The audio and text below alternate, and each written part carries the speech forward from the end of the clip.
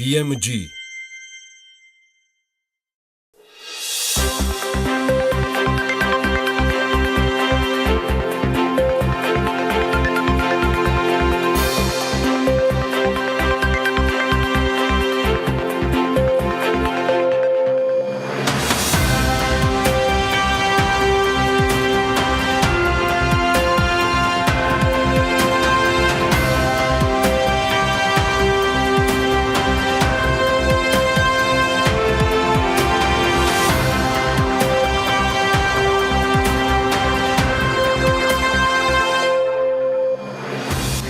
ესეც ორშაბათი საქმიანად ვიწყებთ 24 სექტემბრის დილას.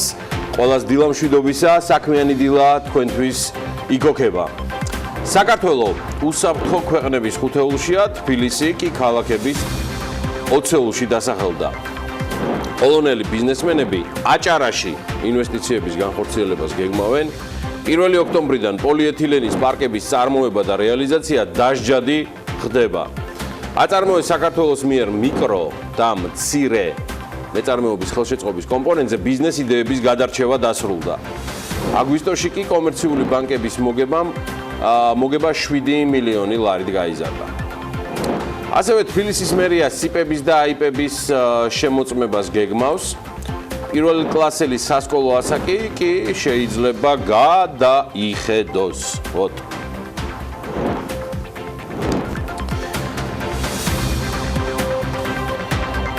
ოქრო და ბაჯაღლო ქართველების საამაყომ და არ ვიცი საქართველოს ერთ-ერთმა გამორჩეულმა სპორტსმენმა არ იკმარა ერთი და ერთბაშად 2 მსოფლიო რეკორდი მისცა თან სამშობლოშივე თბილისში მიმდინარე საქართველოს ძალოსნობის ჩემპიონატზე ტალახაძემ აკრაში 264 კილოგრამი ასწია, რაც მსოფლიოს რეკორდია. ამასთან ტალახაძემ მსოფლიო რეკორდის გააუმჯობესა ორჭიჩიც, კერძოდ ქართველმა ძალოსანმა ორჭიჩი ჯამში 478 კილოგრამი აწია.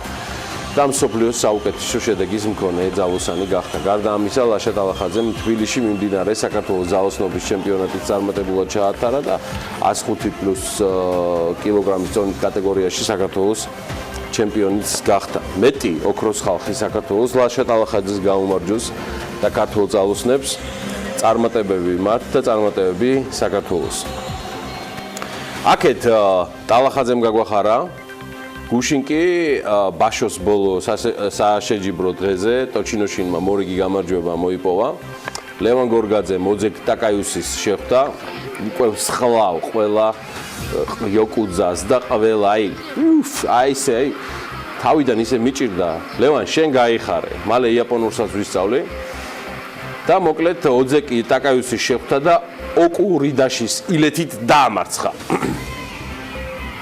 ამ გამარჯვების შემდეგ ტოჩინოშინს 9 მოგება და 6 მარცხი დაუგროვდა. ქართულ ფალავანს დადებითი ბალანსი აქვს და ის კვლავ ოძეკის ტიტულით გააგრძელებს ასპარეზობას. ლევან გორგაძეს გაუმარჯოს. ლევან გორგაძეს ბაქოსკენ გადავინაცვლოთ. ბაქოში მიმდინარე ჩემპიონატიდანაც არ დავბრუნებულობთ მედლის გარეშე. ამირამ პაპინაშვილმა, ქართულმა ძიუდოისტმა 60 კილოგრამ წონის კატეგორიაში ბრინჯაოს მედალი მოიპოვა. აი ესეთი ამბავია. და მოკლედ ამ ამბით მინდა რომ ყველას უსურვო წარმატებები, განსაკუთრებით ჩვენს სპორტსმენებს, ასევე ცალსახად ჩვენს ბიზნესმენებს და ყველას მოკლედ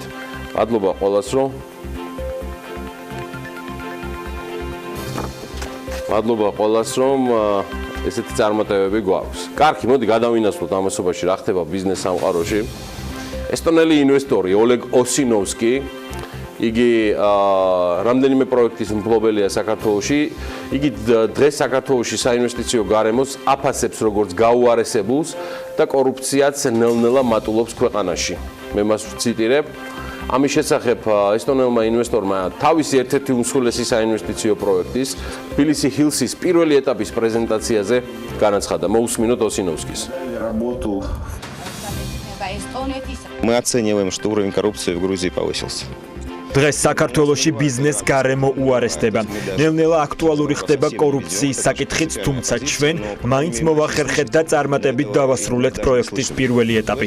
ცხადია, ამ პროექტს ბოლომდე მივიყვანთ და დავუმტკიცებთ ჩვენ თავს და ჩვენს შვილებს, რომ ასეთი მასშტაბური პროექტის განხორციელება შეგვიძლია. ხო, კორუფციის რისკები მატულობს და კორუფცია არის მომატებული. იცით, ოსინოვსკი არ არის მარტივი კაცი და ესტონეთის ერთ-ერთი უმდიდრესი ადამიანია. მისი ეს გზავნილი იქნება გაგონილი. მათ შორის მათ მიერ ვისი სიტყვა და ხმაც ისმის ისეთ ადგილას, სადაც დგება დამოკიდებულება, შეფასებები ქვეყანასთან მიმართებაში, ამიტომ მეტი ყურადღება არის საჭირო და რაც მთავარია, როცა გაუთავებლად საუბრობენ, რომ თან ყველანი ინვესტორებიც, ბიზნესმენებიც, რომ კორუფციული რისკი მომატებულია და ყველა დანარჩენი კი ამტკიცებს და იმართლებს თავს ერთადერთი სიტყვით. ფაბრიკაციაა, ბატონო, არაფერი ხდება. ართლად მასია საქმე. არ არის ეს ამბავი ნამდვილად უკვამლო ცეცხლი და კორუფციული რისკები რომ გაზრდილია და რაც მთავარია, რომ არის დაბეჯითებითი დასტური და სიმყარე, რომ ამის გამო დიდი ალბათობით არავინ დაიჯება. ეს არის ყველაზე დამაფიქრებელი და სამწუხაროდ ესეც ფაქტია. მოდი დაუბრუნდეთ კიდევ ცოტა ხნით ოსინოვსკის და მის პროექტებს. ოლეგ ოსინოვსკიზე ისტორიას Forbes-იც ამზადებს. მაზეთ ელენე კვანჭილაშვილი მუშაობს, თუმცა კიდევ ერთი ელენე, ჩომახიძე, თორსტები უკვე ხელმეორედ, შეიძლება მესამედაც შეხვდა ესტონელ ბიზნესმენს. ელენე მომავალში შემოგვიერთდება ეთერში და გაგვიზიარებს მოსაზრებებს. ისე ვფიქრობ, რომ ეს უფრო ალბათ ხვალვე გავაკეთო და ასევე დაგვესწროს დავით ჯალაღონიაც, რომელმაც ექსკლუზიურად ჩაწერა ინტერვიუ საქართველოს ასევე კიდევ ერთ უმსხვილეს ინვესტორთან, კომპანია AC Development-ის, იგივე დირსის დამფუძნებელ შაჰინ მავზუროვთან.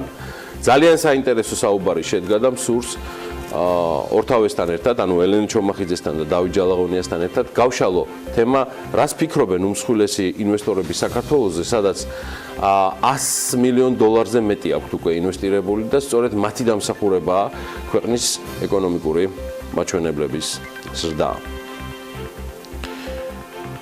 ჩვენ გვაქვს სიახლეების სხვა რეიტინგებშიც ცნობილი კვლევითი პორტალის Numbeo-ს მიერ გამოქვეყნებული მონაცემების თანახმად 2018 წელს საქართველოს მსოფლიოს 125 ქვეყანას შორის დანაშაულისა და უსაფრთხოების ინდექსის მიხედვით 2017 წელთან შედარებით კიდევ ორი პოზიციით გაიუმჯობესა რეიტინგში მდგომარეობა და მეხუთე ადგილი დაიკავა.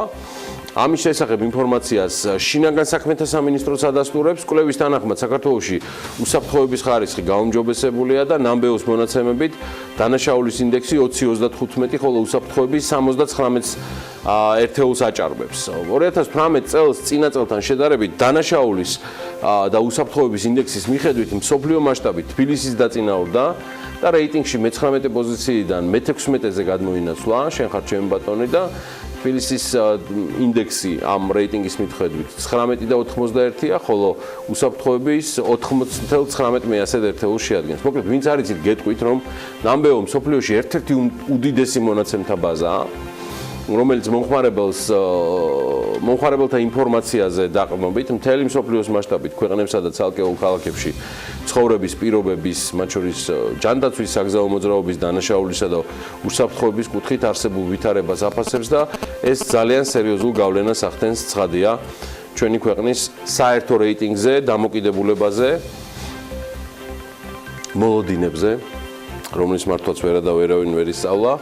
საიმისოთ, რომ ამ ქვეყანაში გაუმჯობესდეს მათ შორის საინვესტიციო გარემოც. ხო და ვიდრე ახლა ანა ლაპიაშვილი შემოგვიერთდება და იდეაში კიდე დროა რომ შემოგვიერთდეს კიდეც, რატომაც არა. ანა, დილა მშვიდობის. დილა მშვიდობის, გიორგი.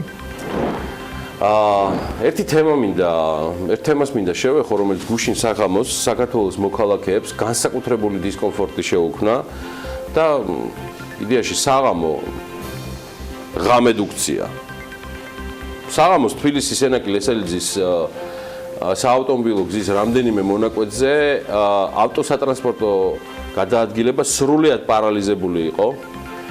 ღამით მაგალითად Interpress News მგზავრმა ადგილიდან აცნობა, რომ განსაკუთრებით მძიმე მდგომარეობა იყო შექმნილი ნატახტართან და მცხეთასთან, სადაც რამდენიმე საათი ავტომანქანები უბრალოდ ადგილიდანაც არ იძროდნენ. ამ გზავრის ინფორმაციით ადგილზე არც საპატრულო პოლიცია იმყოფებოდა, რომელიც მოძრაობის დარეგულირებას შეძლებდა და არანაირი წინარე გამაფრთხილებელი ნიშნებიც არ იყო. ამ ინფორმაციას ხოთაშორის სოციალურ ქსელებში გიორგი მეც გადავაწყდი. მოძრაობის შეფერხება მცხეთის ხიდზე მიმდინარე სარემონტო სამუშაოებს უკავშირდება, როგორც ეს თავად ამ საცობში მოყოლილების განშევიტყვეთ. საავტომობილო გზების დეპარტამენტის ინფორმაციით კი თბილისის სენაკი-ლესელიძის საავტომობილო გზის 25 კილომეტრზე არსებულ ხიდზე ხიდების მოვლა-შენახვის ფარგლებში სარეაბილიტაციო სამუშაოები მიმდინარეობდა, რის გამოც ავტოტრანსპორტის მოძრაობა სწორედ ამ მონაკვეთზე ცალმხრივად იყო შეზღუდული.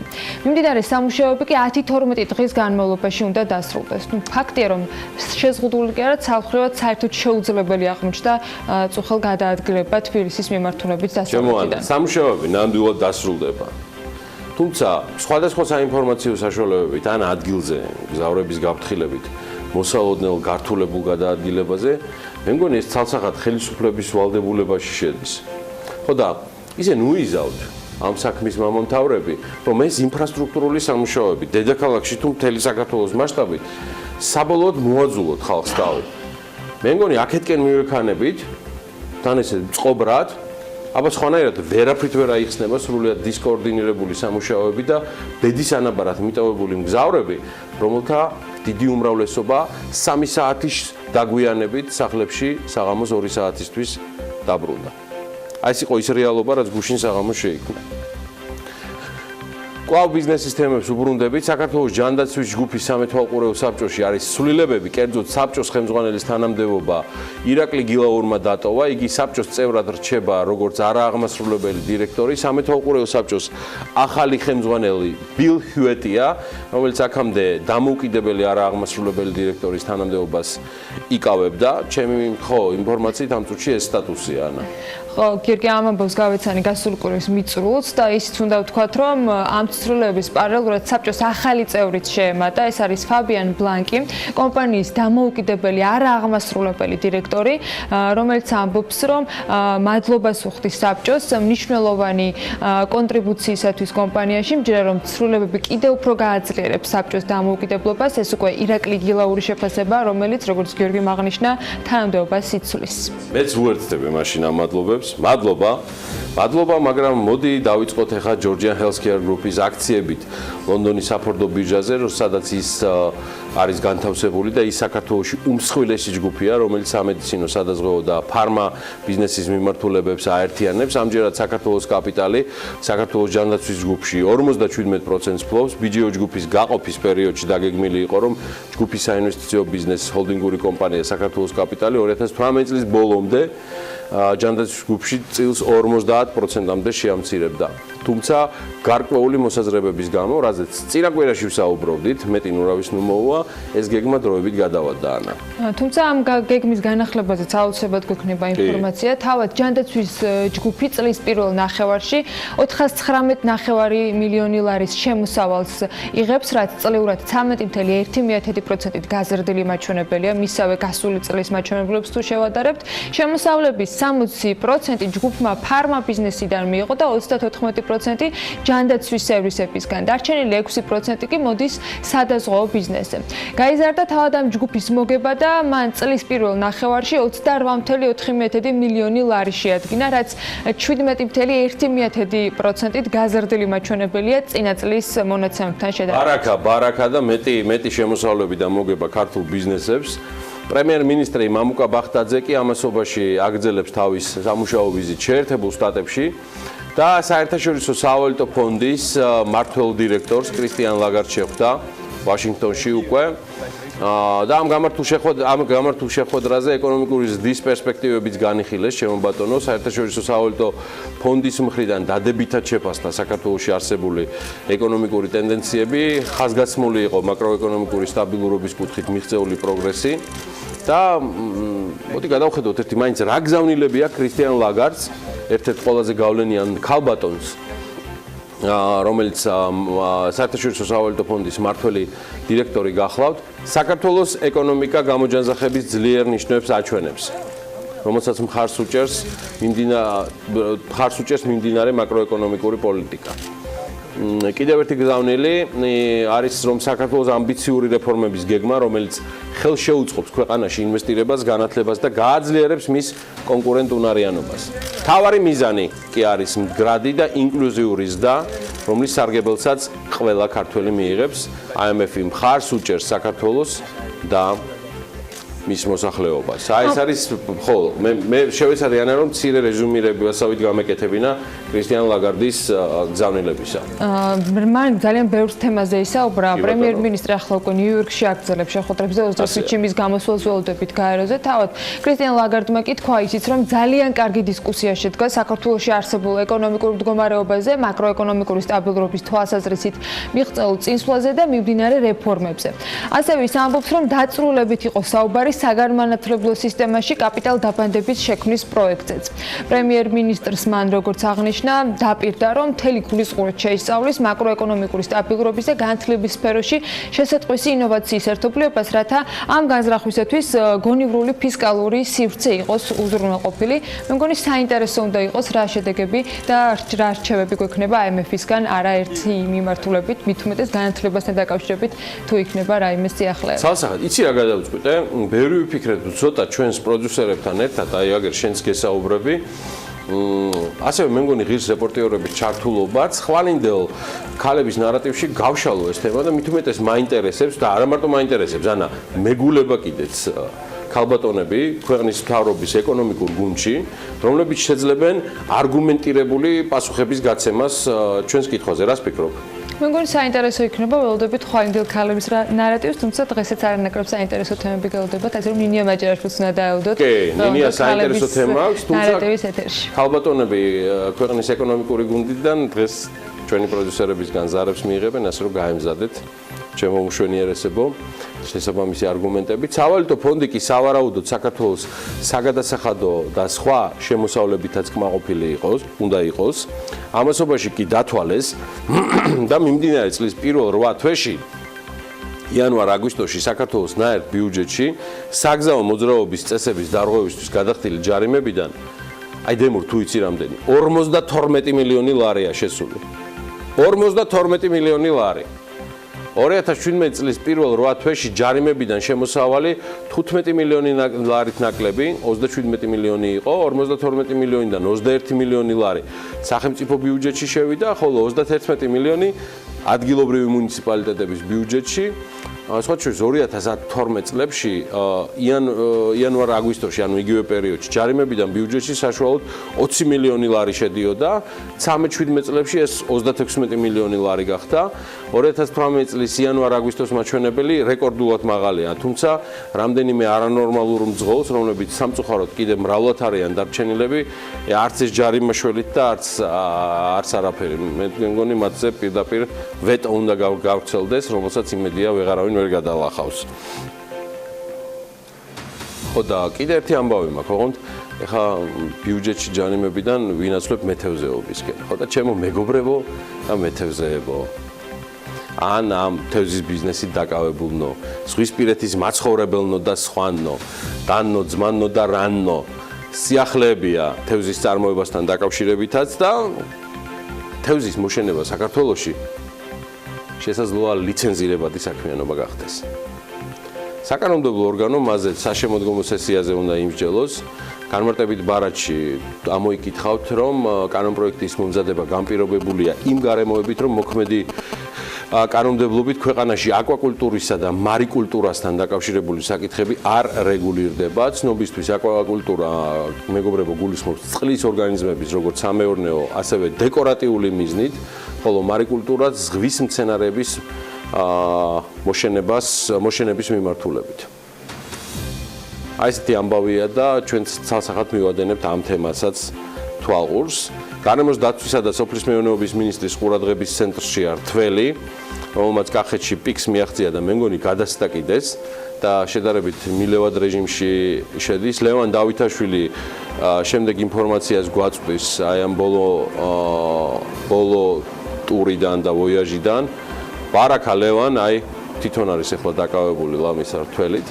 რთველი შეფერხების გარეშე მიმდინარეობს, ციტირებ მინისტრს, მოსავლის დიდი ნაწილი უკვე დაბინავებულია, გადამუშავებულია 130,000-მდე ტონა ყურძენი, კახეთში მევენახეების შემოსავალი მინისტრის ინფორმაციით 190 მილიონ ლარს აჭარბებს.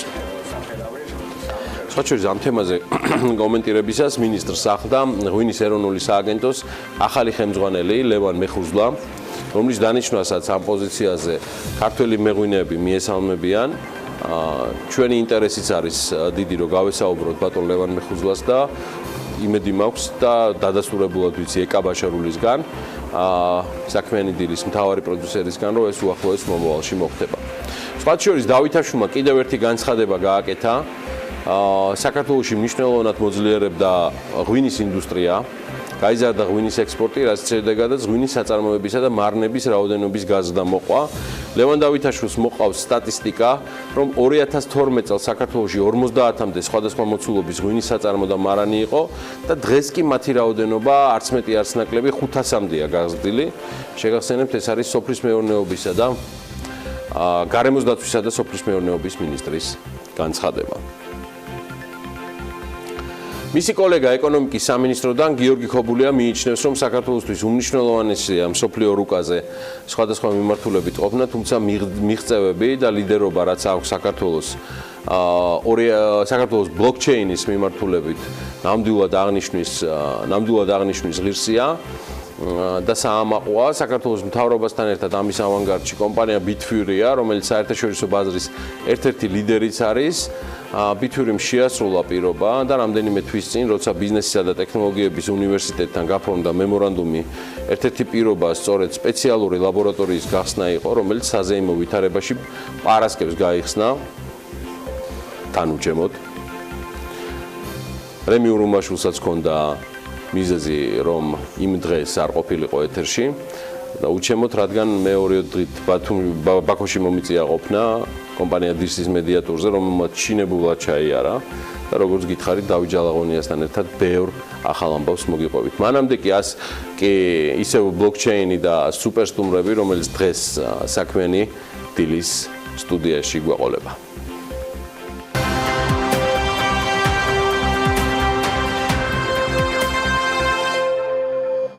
24 სექტემბერს დილას საქმიანად იწყებენ ელენე ჩხეიძე, ლელა ხოფერია, ანდრო რურვა, დავით ცერცვაძე, გიორგი ბალესიაშვილი, ელენე ჩომახიძე და მისი სტუმარი თათია გაჯარავა. დილა საქმიანია TV პირველზე.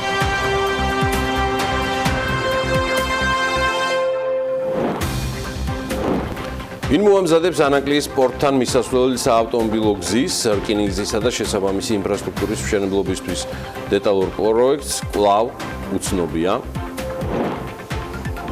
თბილისი საქართველო-ყაზახეთის ბიზნეს ფორუმის მასპინძელი გახლავთ. კენკროვანი კულტურების მხარდასაჭერად მთავრობა ახალ პროექტს იწყებს. წელს პირველად ჩატარდება საქართველოს პასუხისმგებელი ბიზნესის კონკურსი მელიორა 2018. კონკურსის ორგანიზატორია საქართველოს სტრატეგიული კვლევებისა და განვითარების ცენტრი. მელიორა მეგობრებო ლათინური სიტყვაა და საუკეთესოს ნიშნავს. კონკურსი მელიორა ყოველწლიური სახე ექნება და იგი გამოავლენს და დააჯილდოებს კორპორაციული სოციალური პასუხისმგებლობის, ანუ CSR-ის სფეროში განხორციელებულ საუკეთესო ინიციატივებსა და პროექტებს. აღსანიშნავია, რომ წლევანდელი კონკურსის ჟიური შედგება წამყვანი ქართველი და მათ შორის ასევე უცხოელი ექსპერტებისგან, რომლებიც შეაფასებენ ნომინანტებს და გამოავლენენ საუკეთესო CSR ინიციატივებს. კონკურსის ჟიურიში შედის 9 საერთაშორისო ექსპერტი, დიდი ბრიტანეთი, სლოვაკეთი, დანია, ისრაელი, გერმანია, შეერთებული შტატები, ბელგია და ქართველი დამოუკიდებელი ექსპერტები საერთაშორისო და ადგილობრივი საზოგადოებრივი ორგანიზაციებიდან და ასევე აკადემიური წრეებიდან. კარგი, მაშასე. ანა ლაპიაშვილის დროს დგება, სწორედ მას აქვს მომზადებული ყველაზე ლაკონური და იმავდროულად ყველაზე შინაარსიანი კოლაჟი ბიზნესისა და ეკონომიკის სიახლეების შესახებ. ანა, წარმატებული ეთერი. მადლობა და ჩვენ სულ რამდენიმე წამში ვიწყებთ.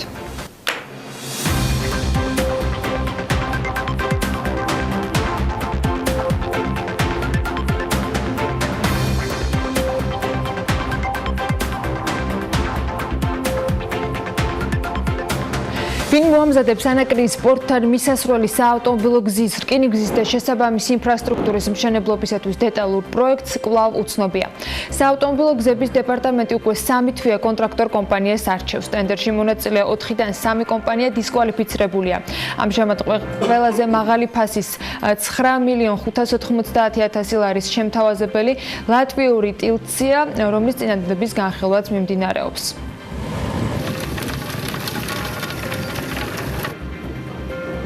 დღეს თბილისში საქართველო-ყაზახეთის ბიზნეს ფორუმი გაიმართება, რომელშიც მონაწილეობასაც 12 ყაზახური კომპანია მიიღებს. ამავე დროს ფორუმზე ჩეხეთის ბიზნეს დელეგაციის წევრები კომპანიის წარმომადგენლებს შემდეგ სფეროებში გაუნაწილებენ თავიანთ ინფორმაციას. ეს არის საგზაო ინფრასტრუქტურა, ქიმიური მრეწველობა, სამთო მრეწველობა, ელექტრომოწყობილობების წარმოება, კომერციული აღჭურვილობების გაყიდვა და ასე შემდეგ.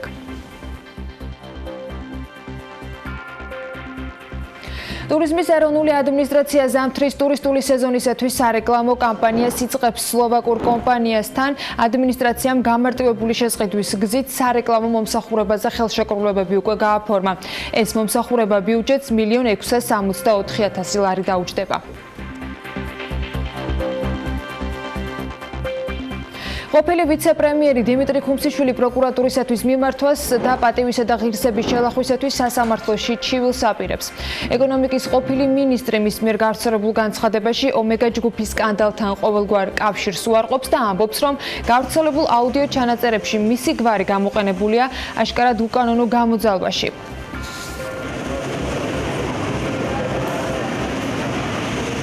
ძალიან მნიშვნელოვანია, რომ ბლოკჩეინთან დაკავშირებით საქართველო უკვე არის მსოფლიო რუკაზე. ჩვენ ვართ ერთ-ერთი ქვეყანა, სადაც საკმაოდ დიდი ინვესტიციები განხორციელდა ციფრული მაინინგის სფეროში, რადგან გვაქვს ძალიან ხელსაყრელი პირობები ბიზნესის წარმოებისათვის და გვაქვს ასევე ელექტროენერგიის, კერძოდ ჰიდროელექტროენერგიის საკმაოდ დიდი რესურსი, განაცხადა გიორგი ქობულიამ თბილისში ციფრული მაინინგის სამიტის გახსნის ღონისძიების დასრულების შემდეგ. მინისტრი ამბობს, რომ კონფერენცია იმის დამადასტურებელია, რომ ძალიან ძლიერი კომპანიები და სერიოზული ინვესტორები, რომლებიც მსოფლიო მასშტაბით ამ ბიზნესში მონაწილეობენ, საქართველოს სერიოზულად უყურებენ, რაც ჩვენთვის ძალიან სასარგებლოა. ჯორჯიან მანგანეს პროდუქციის მიწოდება აღმოსავლეთ ევროპის ქვეყნებისათვის სურს. ამის შესახებ BMG-ის კომპანიის ფინანსურმა დირექტორმა განუცხადა. მერაბ ლომინაძე ამბობს, რომ ამ დროისათვის მათი ძირითადი ბაზრები შეერთებული შტატები, რუსეთი და ნაწილობრივ ევროპაა.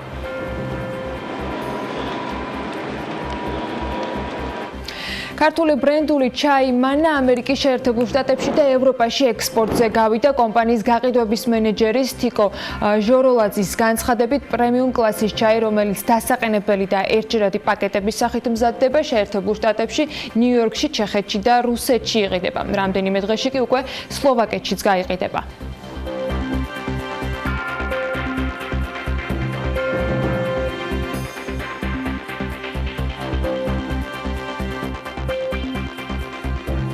უახლოეს მომავალში თბილისში 7 ახალი მაკდონალდსი გაიხსნება. თემურ ჭყონია ამბობს, რომ ამ დროისათვის მოლაპარაკებები მერიასთან ტერიტორიების გამოყოფასთან დაკავშირებით მიმდინარეობს. თითოეული მათგანის ღირებულება კი 3 მილიონი ლარი იქნება. ჯამში 21 მილიონი ლარის ინვესტიცია განხორციელდება დედაქალაქში, იმის გათვალისწინებით, რომ ერთ ფილიალში 100 კაცია დასაქმებული, როგორც ჭყონია ამბობს, საბოლოოდ 700 ახალი სამუშაო ადგილი შეიქმნება.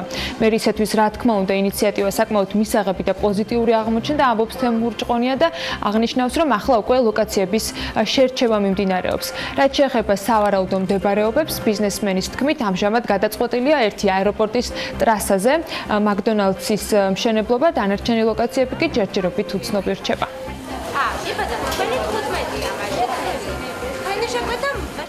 სექტემბერი ბავშვთა კიბოსთან ბრძოლის თვეა, რომელსაც მსოფლიოს სხვადასხვა ქვეყნებთან ერთად საქართველო უკვე მეხუთე წელია, რაც შეუერთდა და აღნიშნავს ბერი ანდრიას ფონდის წამოწყებას სხვადასხვა წამყვანი კომპანიებიც შეუერთდნენ. სოციალური პასუხისმგებლობის ფარგლებში სამშენებლო მასალების კომპანია ნოვამ ბოულინგის ჩემპიონატი ჩაატარა. სიცოცხლის ფესტივალის მთავარი ინიციატორი ბერი ანდრიას ფონდია, რომელსაც უკვე მეხუთე წელია ბავშვთა კიბოსთან ბრძოლის თვეს სექტემბერში სოციალური პასუხისმგებლობის ფარგლებში სხვადასხვა კომპანიებიც უერთდებიან.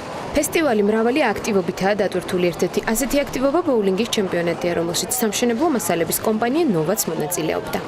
სიცოცხლის ფესტივალი ყოველწლიურად ტარდება ბერი ანდრიას ფონდის თაოსნობით საქართველოში.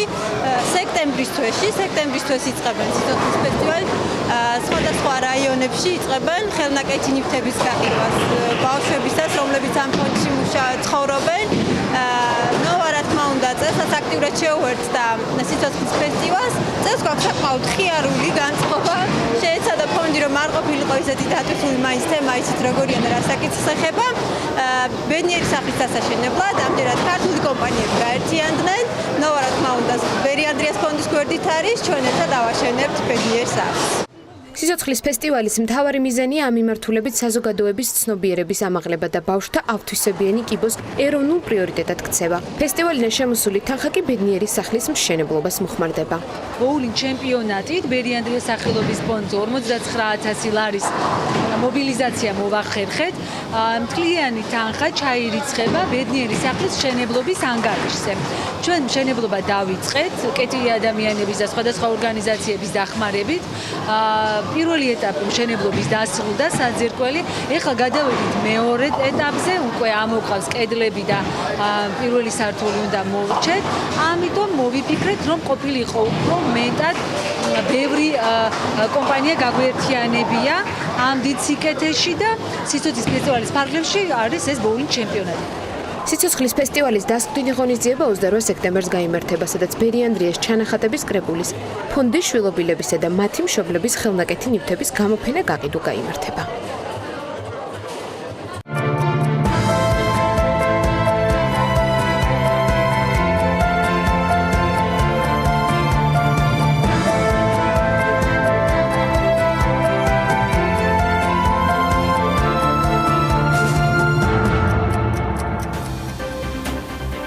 პარასკევის ვაჭრობის შედეგად დოლარი მცირედით გამყარებულია, თუმცა დღეიდან მე მგონი კლების ტენდენცია შეინიშნება 2.61-ის ფარგლებშია. 2.62 იყო ოფიციალური კურსი, ევრო შესაძენად 3 ლარი და 6 თეთრი დაგჭირდებათ, ლირა 51 თეთრი ღირს და ფუნტი 3 ლარი და 45 თეთრი გახლავთ. კარგი, ეხლა ამასობაში უკვე დრო არის რომ გადავხედოთ საქართველოს საფონდო ბირჟას და მიმოხილვას, როგორც ლევან თაღიაშვილმა მომაწოდა ინფორმაცია, რამდენიმე მსხვილი გარიგება დაიდო ბოლო ერთი კვირის განმავლობაში. მე ძალიან მახარებს და უფრო მეტი ინტერესი თველი ლევან თაღიაშვილის ჩართვას, რომელიც გვერდდება ტელე-პირველის საინფორმაციო სტუდიიდან. ლევან დილამშვიდობის, გისმენთ ყურადღებით. ნამდვილად ასეა, სავაჭრო სესიების დროს ეროვნულ ვალუტაში სააქციო საზოგადოება ლიბერტი ბანკმა 233,000 აქციაზე მეტი გაყიდა, თუმცა იმის გამო რომ ერთი აქციის ფასი მხოლოდ 3.5 თეთრი იყო, გარიგების საერთო მოცულობამ სულ 8168 ლარი შეადგინა. შედარებით მსხვილი გარიგება, რაც წეღან აღნიშნეთ, დოლარში დაფიქსირდა, ემკვადრატი უძრავმა ქონებამ 100 აქცია გაყიდა, თითო 1053 დოლარად და შესაბამისად 105383 დოლარი მიიღო. თუმცა ამით მსხვილი გარიგებები არ სრულდება, ეგრეთ წოდებული ფიქსინგის დროს ემკვადრატმა ასევე დოლარში 507 აქცია გაასხვისა და 9 მილიონზე მეტი, 521,361 დოლარი გამოიმუშავა, რაც ნამდვილად შესაშური შედეგია თუ შევადარებთ იმ დინამიკას, რაც ბოლო თვეების განმავლობაში გვაქვს საფონდო ბირჟაზე. ასევე უნდა აღვნიშნოთ, რომ ლიბერტი ბანკთან ერთად ეს კომპანია საკმაოდ ხშირად ხვდება ჩვენს მიმოხილვაში და ერთ-ერთი მთავარი მომოძრავებელი ძალაა ჩვენი საფონდო ბირჟის. ეროვნულ ვალუტაში გარიგება დადო სააქციო საზოგადოება საქართველოს ბანკმა, მან 30 აქცია გაასხვისა და 1500 ლარი გამოიმუშავა. რაც შეეხება სხვა სიახლეებს, ბირჟის ინდექსი GSX კვლავ უცვლელია და 155 პუნქტს შეადგენს. ის 5 აგვისტოს შემდეგ ფაქტობრივად თვენახევარია ერთი და იგივე ნიშნულზეა და იმედი ვიქონიოთ, რომ ის მალე გაიზრდება. აი საბაზრო კაპიტალიზაციას რაც შეეხება, ახალი რიცხვები კი სავარაუდოდ მომავალ კვირაში გახდება ცნობილი. ბოლო ინფორმაციით, როგორც იცით, ეს მაჩვენებელი 2 მილიარდ 257 მილიონი ლარია. მადლობა ლევან, მადლობა, შევხვდებით სულ მალე. მანამდე კი გარემოს ეროვნული სააგენტო და ანა ლაპიაშვილის პროგნოზი მოსალოდნელ ამინდთან დაკავშირებით. ამინდის პროგნოზის სპონსორია SEU Development.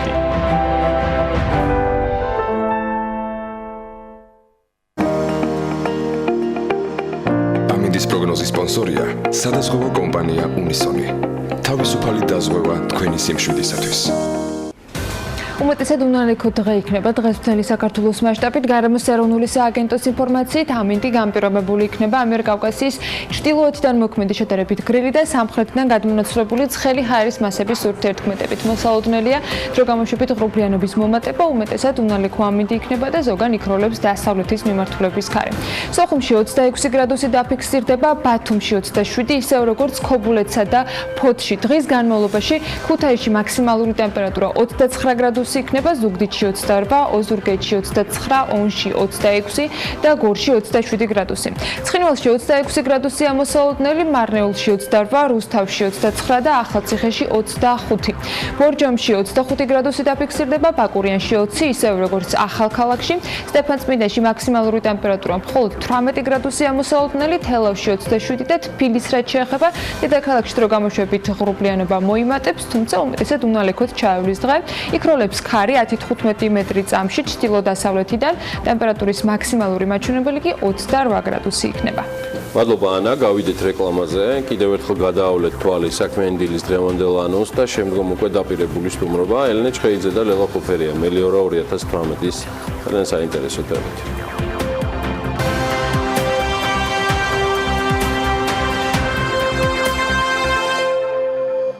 24 სექტემბერს დილას საქმიანად იწყებენ ელენე ჩხეიძე, ლელა ხოფერია, ანდრო რურუა, დავით ცერცვაძე, გიორგი ბალესიაშვილი, ელენე ჩომახიძე და მისი სტუმარი თათია გაჯარავა. დილა საქმიანია TV პირველზე.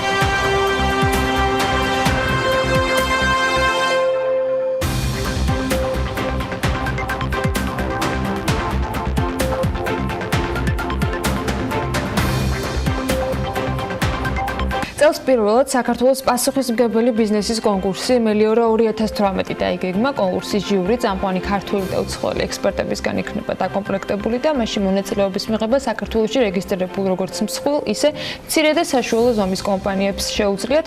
მათ 2017-2018 წლებში განხორციელებული CSR პროგრამები უნდა წარმოადგინონ, პროექტები და ინიციატივები, რომელიც მათ კომპანიაში იყო. მოკლედ ამ თემაზე გავაგრძელებთ სტუმრებთან საუბარს. გიორგიმ კი ბევრი მოგიყვათ უკვე შესავალში, მაგრამ დარწმუნებული ბევრი საინტერესო დეტალი დარჩებოდა. ელენე ჩხეიძე CSR ექსპერტს და ლელა ხოფერიას უფრო CSR ექსპერტს მასპინძლობთ საქმიანი დილის სტუდიაში. მოგესალმებით, მადლობა კიდევ ერთხელ სტუმრობისათვის. რა ეტაპზე ვართ? ცოტა დრო დარჩა და განსაკუთრებული სამზადისია პრინციპში ამ დროისათვის.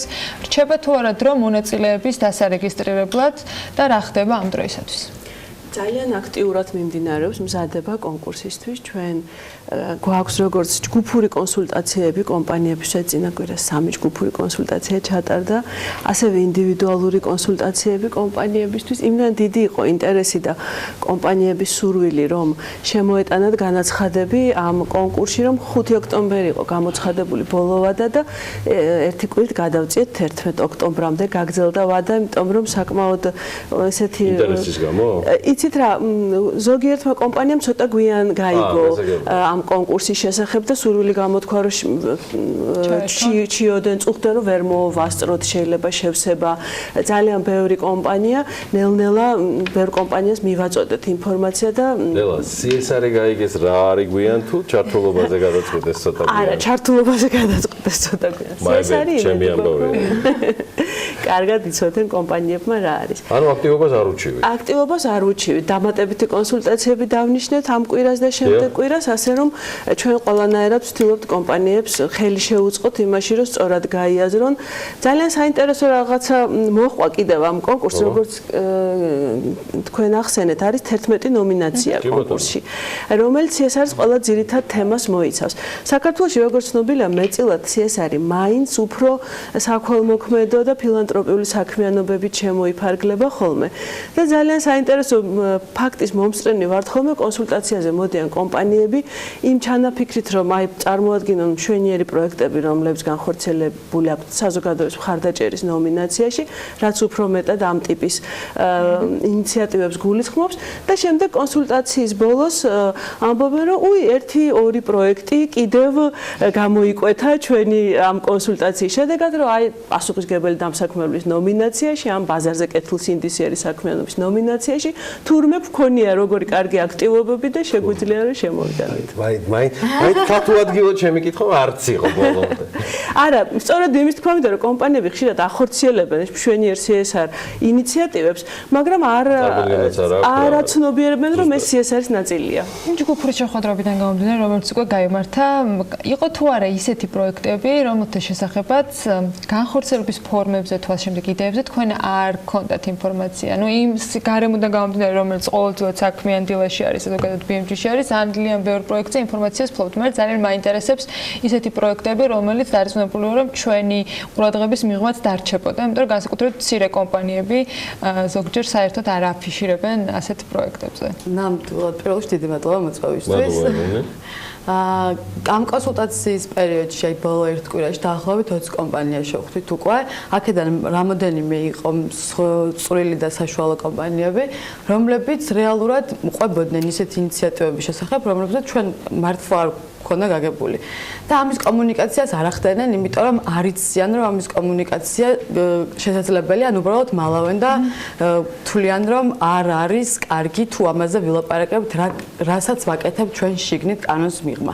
რეალურად ეს არის კომუნიკაციის მიმართულებით არის გარკვეული სახის პრობლემები, თუმცა ამ თემაზე ლაპარაკს მაინც იწყებენ და ბოლო 1-2 წელი არის უკვე კომპანიები იცვლიან მიდგომებს და იწყებენ ამ თემებზე ლაპარაკს. თუმცა კი ჩვენ ყავდა ადამიანები კონსულტაციაზე, ბიზნესები, რომლებმაც ისეთი ინიციატივების შესახებ მოგვიყვანა, რომლებზეც ჩვენ საერთოდ წარმოადგენაც კი არ გვქონდა, რომ ამ ყველაფერს აკეთებდნენ ისინი და ჩვენთვის ასახარულა, იმიტომ რომ ეს არგუმენტები ელენე პირადად მოდელასთან თქვენ სხვა კოლეგებთან ერთად საიმისოდ რომ ისინი დაგერწმუნებინათ ტიპიურად სხვა დანიშნულებაში, რომელიც მენტალობაზე კი არ გადის, არამედ გადის კომპანიის თვისებრივად სხვანაირად წარმოჩენაზე. ჩაერთვებიან, გამოამჟღავნებენ ამას. პირიქით, აი მე მგონია, რომ მოწადინებულებიც კი არიან, რომ ჩაერთვან, უნდათ ამ ყველაფერზე ლაპარაკი და აი ლელამ რაც თქვა, რომ იკვეთებოდა სხვადასხვა პროექტები და ინიციატივები, რასაც ისინი კომპანიის შიგნით აკეთებდნენ, უბრალოდ არ ქონდა თავი მოყრილი ამ ინფორმაციას და არ იყო ეს გატარებული როგორც CSR აქტივობები და პირიქით ანუ იყვნენ ძალიან მოწადინებულები, რომ აი ამ ყველაფერს ჩვენ ვაკეთებთ და რა კარგია, რომ ეს ყველაფერი შეგვიძლია გამოვიტანოთ. ეს მაშინ შემდეგს რომ მელიორა 2018 გარდა იმისა რომ მას აქვს საერთაშორისო შლეიფი გულისხმობ ჩართულობიდან, შეფასებიდან, კრიტერიუმებიდან გამომდინარე, იქნება თვისებრივად გამორჩეული კომპანიების ჩართულობიდან გამომდინარეც. ამას მივახციეთ, ცალსახად შეიძლება უკვე ითქვას.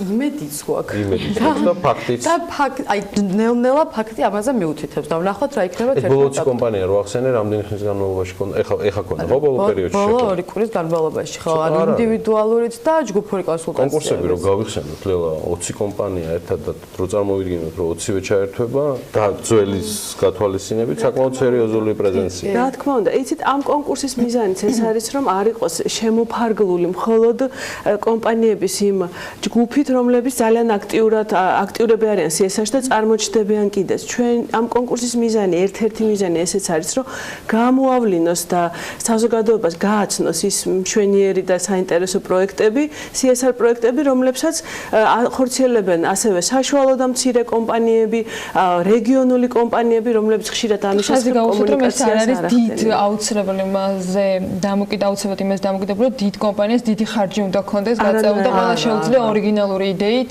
კარგი, ნამდვილი, თქვათ, გულწრფელი დამოკიდებულებით თავის თანამშრომლებს მისცეს ბევრი შეძლებელია. აი მე პატარა ეშმაკობას მივმართე და ეთერში მოგიტანეთ ეს წიგნი, სწორედ იმის აღსანიშნავად, რომ მცირე და საშუალო კომპანიებისთვის ეს კონკურსი ღია და ჩვენ ძალიან აქტიურად ვცდილობთ მათ ჩართვას ამ კონკურსში, სწორედ იმიდან გამომდინარე, რომ ინვესტირებული თანხების რაოდენობა არანაირად არ მეტყველებს CSR-ის ხარისხზე და ჩვენ ზოგადად აქტიურად მუშაობთ მცირე და საშუალო კომპანიებთან. ეს არის სახელმძღვანელო კორპორაციული სოციალური პასუხისმგებლობის სახელმძღვანელო მცირე და საშუალო კომპანიებისთვის. და ჩვენ იმედი გვაქვს, რომ ქართული მცირე და საშუალო კომპანიები, რომლებსაც ძალიან ბევრი საინტერესო CSR ინიციატივა აქვთ, ხშირად გაუცნობიერებლადაც კი ძალიან აქტიურად დაიწყებენ ამ სფეროში საქმიანობას და წარმოაჩენენ თავიანთ ინიციატივებს. დარწმუნებული ბევრისთვის ნამდვილად საინტერესო იდეები იქნება. ხო და ვიდრე ჩემო ბატონო, ეხლა წინზე მომუშავე ავტორები, რომელმაც თავი მოუყარეს ამდენ წყაროს და ამბავს, ელენე ჩხეიძე და ლელა ხუფერიან, რომლებიც CSR ექსპერტები არიან, ავტოგრაფს ამიტოვებენ, მანამდე ანა ახალ სიუჟეტსაც წარადგენს, მე კი ლელა ხუფერიას და ელენე ჩხეიძეს მადლობას ვუხდი მოგზაურობისთვის, ძალიან საინტერესო. მეგონი არაფერი არ გამოგჭა. ერთადერთი რაც გამოგჭა და რაც უნდა დავასახელოთ, რომ კონკურსი ხორციელდება სამოქალაქო საზოგადოების განვითარების ინიციატივის ფარგლებში და ეს ინიციატივა ხორციელდება ევროკავშირისა და გერმანიის ეკონომიკური თანამშრომლობის ფედერალური სამინისტროს მხარდაჭერით. ეს კონკურსი აი ამ დიდი პროექტის ფარგლებში ხორციელდება, ისე როგორც ბევრი სხვა ინიციატივა, როგორც ეს სახელმძღვანელო გამოიცა, ისე როგორც მიმდინარეობს ახლა ჟურნალისტებისთვის კონკურსი CSR სიუჟეტებზე და ასე შემდეგ. მოკლედ ამ პროექტში EU for Georgia, მადლობა თქვენ, მადლობა არაჩვეულებრივი პარტნიორობისთვის, რომელსაც ყველა მიმართულებით ახორციელებთ. მადლობა ლელა ხუფერიას მოსვლისთვის. წარმატებული სატელევიზიო დებიუტი ოღონდ საქმიანი დილის სტუდიაში ელენე ჩხეიძეს. ხშირად ვინახულებთ ამ დუეტს და ისევე როგორც ცალ-ცალკე მათ რესპონდენტებს ჩვენს სტუდიაში. და იმ კომპანიების წარმატებას, რომლებიც გვიქნებით ეს თვალსაჩინო ჩვენი პარტნიორობიდან გამომდინარე. საქმიანი დილის სტუდიაშიც მაყურებლებისათვის მე მგონი საცობებზე დავიწყეთ დღეს დილით კიდევ ერთ თემაზე საუბარი. ეს სიახლე არ აღმოჩნდა არა მხოლოდ დედაქალაქისათვის, ან რომელიმე სხვა ქალაქისათვის, კიდევ სხვა ბევრი ქვეყნის დიდი ქალაქებისათვის, სადაც ხშირად მსგავსი პრობლემები იქნება. ნავიგატორების წარმოებლებმა საერთაშორისო კომპანია TomTom-მა იმ ქალაქების რეიტინგი შეადგინა, სადაც ყველაზე მეტად არის გადატვირთული ქუჩები. რეიტინგში კი მხოლოდ ის ქალაქები მოხვდნენ, რომელთა მოსახლეობაც 800,000-ს აღემატება.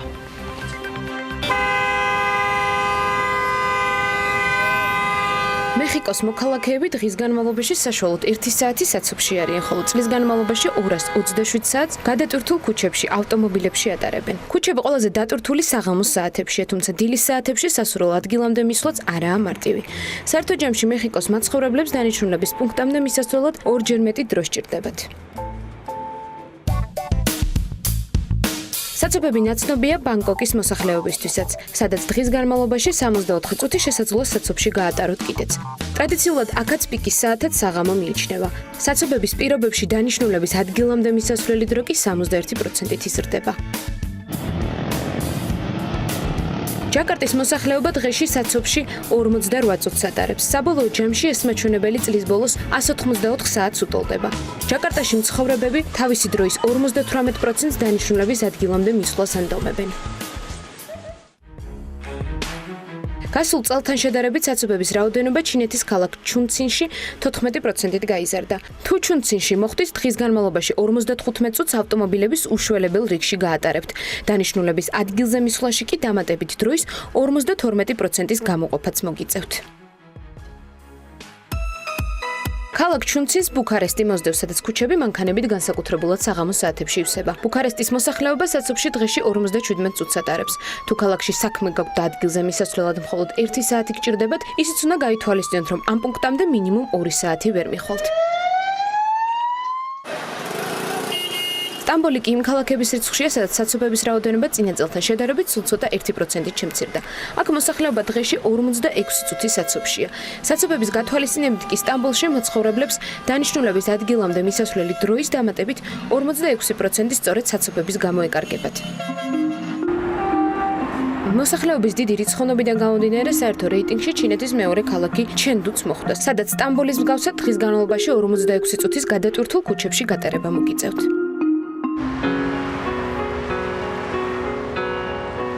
რიო-დე-ჟანეიროში კი წლის განმავლობაში 164 საათს საცობში ატარებენ, რაც დღეში დროის 46 წუთს გვართმევს.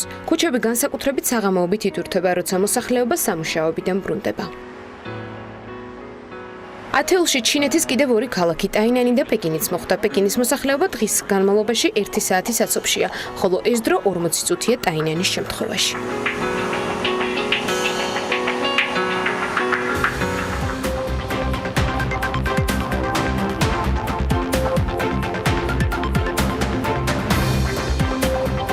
თბილისის მერია მის მიერ დაფუძნებული სიპებისა და აიპების აუდიტორულ შემოწმებას გეგმავს. აჭარაში მანდარინის ექსპორტისათვის ემზადებიან. ნარინჯისფერი რთველისათვის განსაკუთრებული მზადება მიმდინარეობს. თბილისის მერია მის მიერ დაფუძნებული სიპებისა და აიპეპის აუდიტორულ შემოწმებას აანონსებს, რისთვისაც 4 ტენდერია გამოცხადებული. გამარჯვებულმა კომპანიამ 2017 წლის მდგომარეობით უწყებების ბალანსები უნდა შეამოწმონ და 2016 წლის აუდიტორულ დასკვნებთან შეადარონ. ჯამში აუდიტორული მომსახურების შეძენაზე 4-ვე ტენდერის ფარგლებში 95,000 ლარზე მეტი დაიხარჯება. სულ კი 76 სიპის და აიპის შემოწმებაა გათვალისწინებული. მერიამ BMG-სთან განმარტა, რომ ეს შემოწმება გეგმიურია და თვითმმართველობების კანონის შესაბამისად ჩატარდება.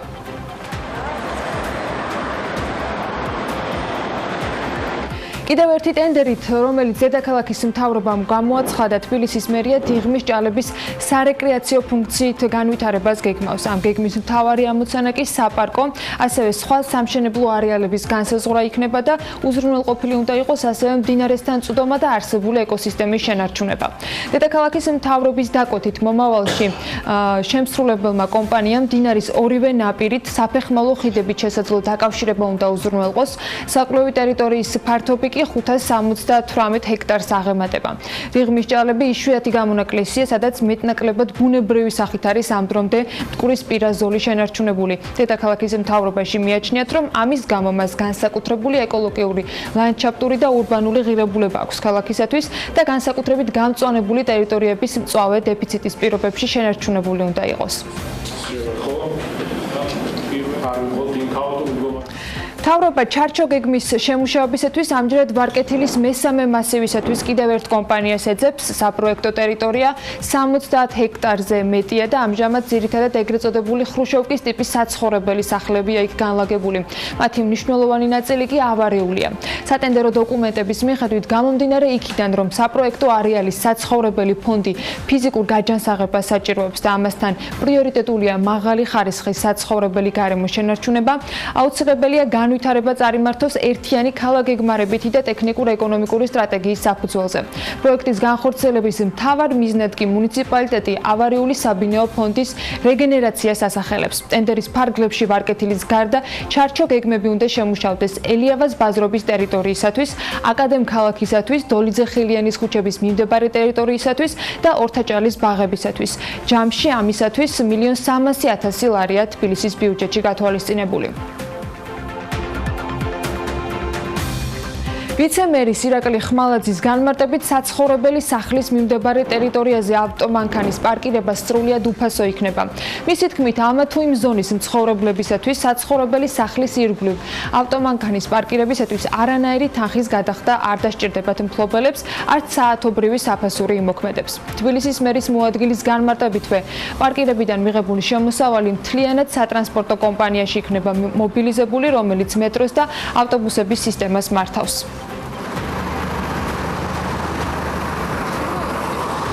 ქობულეთის სანაპირო ზოლის მოწყობისა და ნაპირდაცვის სამუშაოების მიზნით გამოცხადებულ ტენდერში გამარჯვებისათვის კი 3 კომპანია იბრძოლებს.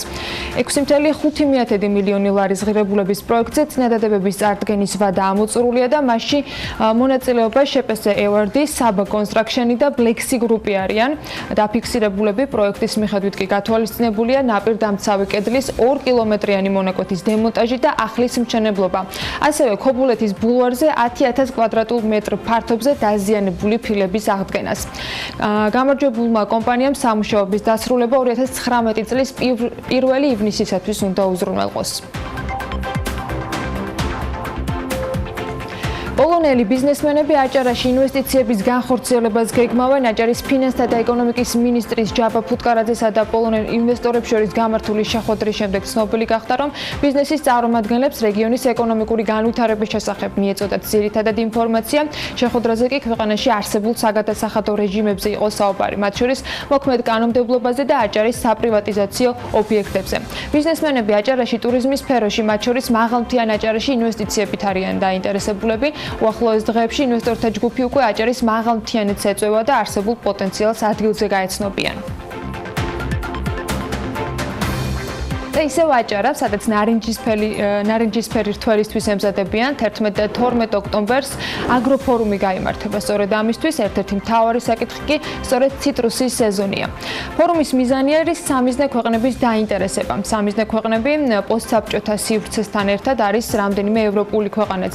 აჭარიდან ციტრუსის ევროპის მიმართულებით ექსპორტს შეპასე TCF Georgia ახდენს. კომპანიის გენერალურმა დირექტორმა კი BMG-სთან განმარტა, რომ საუბარი წელსაც მანდარინის ევროპაში ექსპორტზე იქნება. კომპანია მზადაა 3-დან 4,000 ტონამდე სტანდარტული ციტრუსი ჩაიბაროს, რაც შეეხება არასტანდარტულ მანდარინს, 3-დან 5,000 ტონამდე არასტანდარტული მანდარინი სჭირდებათ, რომელთაგანაც კონცენტრირებულ წვენს ამზადებენ. კონცენტრირებული წვენის რეალიზაცია მოხდება როგორც ადგილობრივ ბაზარზე, ასევე მას ექსპორტზე გაიტანენ. გასული წლის მსგავსად არასტანდარტული მანდარინის ფასი ფიქსირებულია და ის 20 თეთრი იქნება.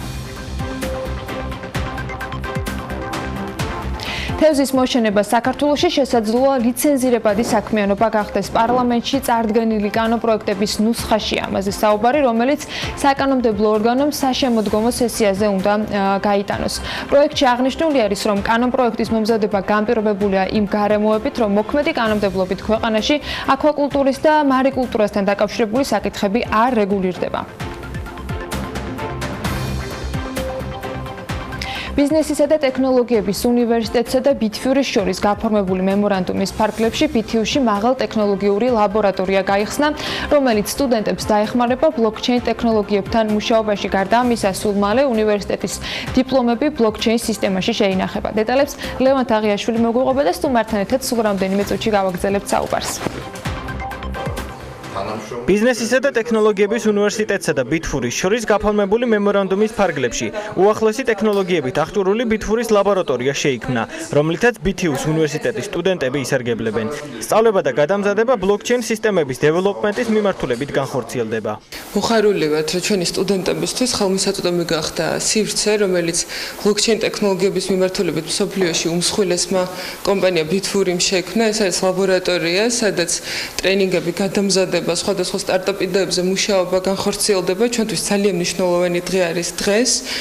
უკვე არის შექმნილი სტუდენტების ჯგუფი, ვინც დაიწყებს ამ ლაბორატორიის სხვადასხვა პროექტებზე მუშაობას. განათლებასა და ბიზნესში არსებული გამოწვევების საპასუხოდ ემერქოინის მეშვეობით ბიზნესისა და ტექნოლოგიების უნივერსიტეტის დიპლომების შენახვა ბლოკჩეინ სისტემაში მოხდება. BTV-სა და ბიზნეს ტექნოლოგიების უნივერსიტეტის შორის თანამშრომლობა დაიწყო წლის დასაწყისიდან. თუ რატომ დაიწყო თანამშრომლობა ამ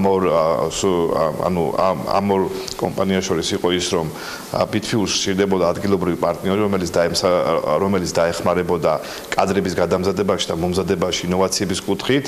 ჩვენს მიერ ჩატარებული იქნა კვლევა და ყველაზე კარგი უნივერსიტეტი რეგიონში აღმოჩნდა ტექნოლოგიების კუთხით BTV და აქედან გამომდინარე ჩვენ გადავწყვიტეთ, რომ ქონოდა უშუალო კავშირი და პარტნიორობა BTV-სთან. BTV-სა და ბიზნესის და ტექნოლოგიების თანამშრომლობა ძალიან მნიშვნელოვანია ჩვენთვის, როგორც ბიზნესის და ტექნოლოგიების უნივერსიტეტის სტუდენტებისთვის, რადგან მხოლოდ ჩვენ გვექნება საქართველოს მასშტაბით შესაძლებლობა იმის, რომ გქონდეს ესეთ უახლეს ტექნოლოგიებთან ურთიერთობა და მიწვდომა. ბლოკჩეინის ტექნოლოგიები გამოიყენება სტარტაპებზე სამუშაოდ, რაც ჩვენი უნივერსიტეტის სტუდენტებისთვის ძალიან მნიშვნელოვანია და მომავლისთვის საინტერესო. ლაბორატორია უკვე გახსნილია და სტუდენტებს შეუძლიათ უახლესი ტექნოლოგიებით დღეიდან ისარგებლონ. ლაბორატორია სტუდენტებს ბლოკჩეინ სისტემების დეველოპმენტის მიმართულებით სწავლებისა და გადამზადების შესაძლებლობას მისცემს. ეს ნამდვილად მნიშვნელოვანი შესაძლებლობაა, როცა სტუდენტებს შეუძლიათ საკუთარი მაღალტექნოლოგიური სტარტაპები უკეთესად განავითარონ. კადრში ჩანდა, მაგრამ მიხარია, რომ არ იყო ანდრო რურუას სინქრონი ამ სიუჟეტში, რადგან იგი ჩვენი საქმიანი დილის სტუმარია, დილიდან ბიზნესისა და ტექნოლოგიების უნივერსიტეტის რექტორი, ქალბატონებო და ბატონებო. ანდრო რურუა არის ჩვენთან ერთად დილიდან. ანდრო, დილამშვიდობის. როგორ ჩაიარა ღონისძიება? ფანტასტიკურად. მე მგონი ყველა მაღალფილი დარჩა. სტუდენტებიც და ჩვენს მათ შორის უნივერსიტეტის. მე მახარებ, რომ MOU-ს შემდეგ, რომელიც თან მახსოვს ბილდაი და ძალიან სერიოზული ხალხი ესწრებოდა ამ ყველაფერს, რომ შესრულდა და ესეთი არაჩვეულებრივი ალაგი გაიხსნა. სტუდენტების განწყობა როგორი იყო? სხვა შორის მე ვესწრებოდი მაშინ არ ვიყავი რექტორი, მაშინ შემთხვევით ვიყავი საქართველოს ჩამოსული და ემოვის ხელმოწერას ეცრებოდი? ვესწრებოდი, კი. და დავესწარი ლექციასაც, რომელიც ჩატარდა სტუდენტების მიერ გამოხატულიყო ძალიან დიდი ინტერესი. ეს კი არა სხვა უნივერსიტეტის სტუდენტებიც მე მგონი ცდილობდნენ მოსულიყვნენ ამ workshops ღონისძიებაზე და დასწრებას. საერთოდ ესეთი ღონისძიებების ჩატარება, როცა ამ სტუდენტებისთვის ეს ხალხი ლეგენდები არიან. ეს არიან, ეს სტუდენტები არიან ისინი, ვინც ცდილობენ რომ გახდნენ იყვნენ შემდეგი, რა ვიცი, მარკ ზუკერბერგები, დილაი თუნდაც, რომელიც მე მგონი WhatsApp-ის ერთ-ერთი დამფუძნებელიც არის. მათთვის ესე პირდაპირი კონტაქტი და იმის დანახვა, რომ ესეც ჩვეულებრივი ადამიანია, შეუძლია დაელაპარაკონ, მისი გამოცდილება გაიზიარონ, იყო თვითონ ეს პირადი კონტაქტი არის ძალიან მნიშვნელოვანი, იმიტომ რომ დაინახონ, რომ თვითონ შეუძლიათ ეგეთ რაღაცების გაკეთება. და იდეები აქვთ უამრავი ამ სტუდენტებს. ეს დაწყებული აგროსფეროდან დამთავრებული მაღალ ტექნოლოგიებით, ამათი შეზავება ერთმანეთში, ასე რომ გეგმები ამ ხრივ გვაქვს. მათ შეუძლიათ უკვე ამ ლაბორატორიაში, რომელიც როგორც ლევანმა გითხრა და სიუჟეტში მოვისმინეთ, უკვე მუშაობს, ფუნქციონირებს, გამოიყენება მათ შორის ის რესურსი, რომელსაც ბითფური ამ შემთხვევაში BTU-სთან ერთად მათ აძლევს. რა რესურსი არის ეს მაყურებელსაც რო უთხრათ, ანუ რის შესაძლებლობასაც. ეს არ არის უბრალოდ ოთახი, სადაც დგას კომპიუტერები და რაღაცა სახელობითი ოთახი, სადაც შეიძლება კედელზე ლამაზი წარწერა დაინახო. ხო, პირველ რიგში ის მინდა ვთქვა, რომ ხო იყვნენ თქვენი ჟურნალისტები მოსულები და იქაც მათაც ვეუბნებოდით ერთ რამეს, რომ ეს არ არის უბრალოდ მხოლოდ ერთი აღებული ლაბორატორია, ვთქვათ 24 კომპიუტერი, ლაბორატორია გარემონტებული, ძალიან კარგი ინფრასტრუქტურის ნაწილი. ეს არის უფრო მეტი, ეს არის პრეცედენტი და საერთოდ ბითფურისთან ჩვენი თანამშრომლობა კარგ პრეცედენტს ქმნის იმ ხრივ, რომ ზოგადად BTU-ს ეს ნიშა ქონდა ისედაც აღებული და ჩემი მოსვლის შემდეგ ეს გაგრძელდა, რა თქმა უნდა, იმიტომ რომ მე ისეთი უნივერსიტეტიდან მოვდივარ, რომელსაც დაახლოებით ისეთივე ნიშა ქონდა ირლანდიაში, ანუ ამერიკის უნივერსიტეტს ქონდა ეს ნიშა აღებული, როცა ქვეყანამ გადაწყვიტა, რომ ცოდნის ეკონომიკაზე ააგოს თავისი განვითარება. პირველ რიგში რაც მოხდა ის, რომ უნივერსიტეტებში მოხდა დიდი ინვესტირება და უნივერსიტეტების როლი ცოდნის ეკონომიკაში არის გადამწყვეტი. ძირითადი, ხა კი ვიცით, რომ ინფრასტრუქტურა უნდა იყოს განვითარებული, ინგლისურის ცოდნა, ინვესტიციების მოსაზიდად, პირდაპირ უცხოური ინვესტიციების მოსაზიდად ეს საჭიროა, მაგრამ უნივერსიტეტების როლი ცოდნის ეკონომიკის განვითარებაში არის გადამწყვეტი. ამ ხრივ ბითფურისთან გაფორმებული ჩვენი მემორანდუმი და ამ ლაბორატორიის გახსნა არის კარგი პრეცედენტი. გეტყვით რატომ? ჩვენ, მე ესე მგონია და განვაცხადეთ ეს ჩემი მოსვლის შემდეგაც და იქამდეც წინა რექტორის დროსაც ხდებოდა, იქამდეც ამას მივთითებ და ჩვენ უნდა ალბათ შევეშვათ არ ვიტყვი, მაგრამ უნდა გადავიდეთ პროდუქტის მხოლოდ მოხმარებიდან და ჩვენი საკუთარი ცოდნა შევქმნათ. აი, რასაც ქვია added value. თუ გვინდა რომ რამეს მივახციოთ, შედეგი რომ გქონდეს. ამიტომ და როგორც ხედავთ, ბითფურისაც ეს უნდა რომ არ იყოს უბრალოდ არ ვიძახდეთ რომ ჩვენთან მაგალითად რაღაცების პირდაპირ უცხოური ინვესტიციების შემოსვლა ხდება მხოლოდ იმიტომ რომ თქვა გვაქვს იაფი მუშახელი ან იაფი ელექტროენერგია ან თქვა იაფი ზოგადად ეს იაფზე უნდა შევეშვათ ხარისხზე უნდა გავამახვილოთ ყურადღება და ცოდნის შექმნაზე, კვლევებზე და ეს ლაბორატორია გარდა იმისა, რაც თქვენ სიუჟეტში უკვე ითქვა და ის რომ სტუდენტებს საშუალება მიეცემათ ბლოკჩეინების გამოყენებით თავიანთი საკუთარი სტარტაპების განვითარების, რაც რის იდეებიც უკვე აქვთ მათ ეს სტარტაპების იდეით მოდიან ყოველ დღე ჩვენი სტუდენტები 1000 იდეა აქვთ. ამ ტექნოლოგიების გამოყენებით მათ მიეცემათ, რა თქმა უნდა, მათი იდეების განხორციელების უფრო მარტივი და სწრაფი მეთოდი იქნება ეს. მაგრამ თავარი არის ის, რომ ეს საფუძველს უყრის უნივერსიტეტსა და ბიზნეს აი enterprise სექტორს შორის ურთიერთობის დაწყებას. და ეს სქემები, აი ხა რასაც BTU ამუშავებს და ცოტა ხანში ჩვენ ამას დავაანონსებთ. საკმაოდ დიდი გეგმები გვაქვს ამასთან დაკავშირებით უნივერსიტეტის როლი ბიზნესის სექტორის განვითარებაში. ანდრო, ნაწილზე გეგმების აუცილებლად მინდა კითხოთ და რატომ? საყოველთაოდ ცნობილია, რომ BTU-ს სათავეებთან მათ შორის როგორც აქციონერი და რექტორი იდგა მიხეილ ბატიაშვილი. მიხეილ ბატიაშვილს ახალი პოზიციიდან გამომდინარე მოუწია გაესხვისებინა წილი უნივერსიტეტშიც და შესაბამისად კიდევ ერთხელ წარვადგენ, ვინც არ იცნობთ, ანდრო რურუა გახლავთ ბიზნესისა და ტექნოლოგიების უნივერსიტეტის რექტორი. მე მაინტერესებს რა და მიმართება მაინტერესებს, როგორ გაგრძელდება ის ხაზი, რასაც მიხეილ ბატიაშვილი ამ სტუდიაში, ნინო ენუქიძე, სხვა თქვენი კოლეგები მუდმივად აანონსებდნენ და შემდგომ სრულდებოდა, თუნდაც იგივე ბითვირის მაგალითზე MOU-ს თემა და უშვენიერესი ლაბორატორია და ნაწილი იმ გეგმებისა, რომელიც უკვე შეგიძლია დაანონსოთ თუ შეიძლება. პირველ რიგში დიდი მადლობა, რომ ამ მიმართულებით თქვენ ამ თემებს საკმაოდ ინტენსიურად აშუქებდით და მათ შორის ამ თემასაც. ჩვენი ურთიერთობა დაიწყო იქიდან, ანუ ჩემი ურთიერთობა BTU-დან დაიწყო იქიდან, რომ მე 20 წელი მილანდიაში მოღვაწეობდი და მქონდა საქართველოსთან ურთიერთობები, მათ შორის მიშასთანაც, რომელმაც რომ გაიგორო საქართველოში ვაპირებდი ჩამოსვლას მიმიწვია უნივერსიტეტში და უნდოდა რომ იქ გადავსულიყავი. გამომდინარე იქიდან რა ნიშაც აქვს BTU-ს და რა ნიშაც ჰქონდა თქვა ამერიკის უნივერსიტეტის ეკონომიკურ განვითარების კუთხით ვიძახე. ზუსტად უნივერსიტეტის და ბიზნეს სექტორის ურთიერთობებში ეს სქემები, მოდელები, რაც იქ უკვე არსებობს. მანდაც მსგავსია, ხო, ანდრო? მსგავსია, ну ისინი ცოტა წინ არიან ჩვენზე, მაგრამ ჩვენ გვინდა ეს მათი გამოცდილება გამოვიყენოთ, ოღონდ ადაპტაცია გავაკეთოთ ქართული რეალობისთვის.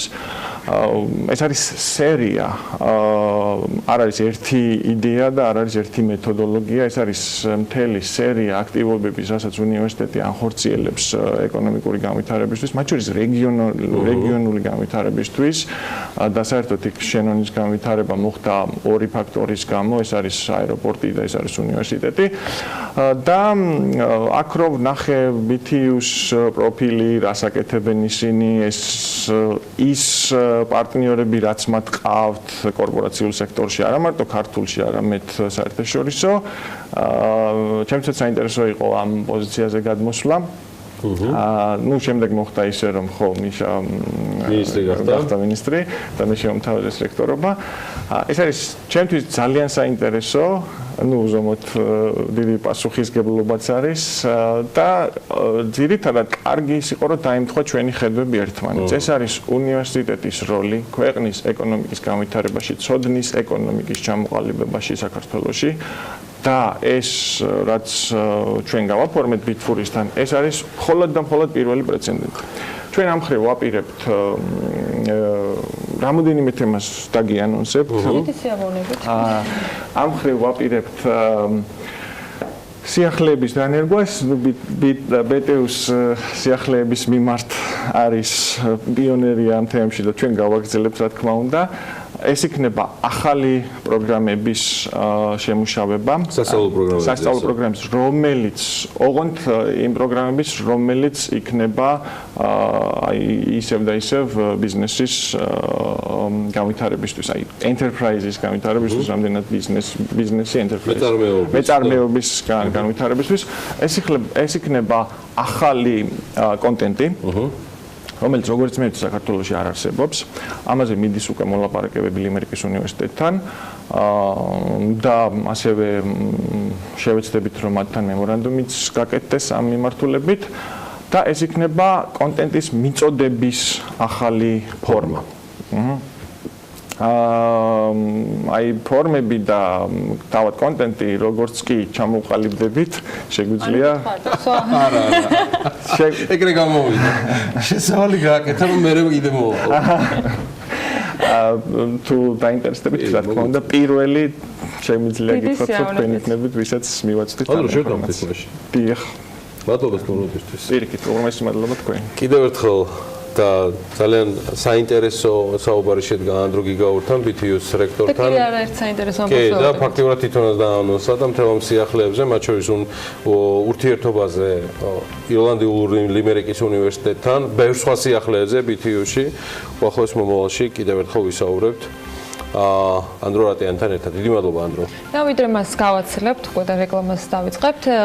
კიდე ერთი ამბავი გვაქვს. Q-net-ის მხარდაჭერით გუშინ ტენისის საერთაშორისო ტურნირი შედგა. ტურნირი საქართველოში წელს უკვე მეორედ გაიმართა და მასში მონაწილეობა 80-მდე ადამიანს შეეძლო. ტურნირის შედეგებზე ნახოთ სიუჟეტი.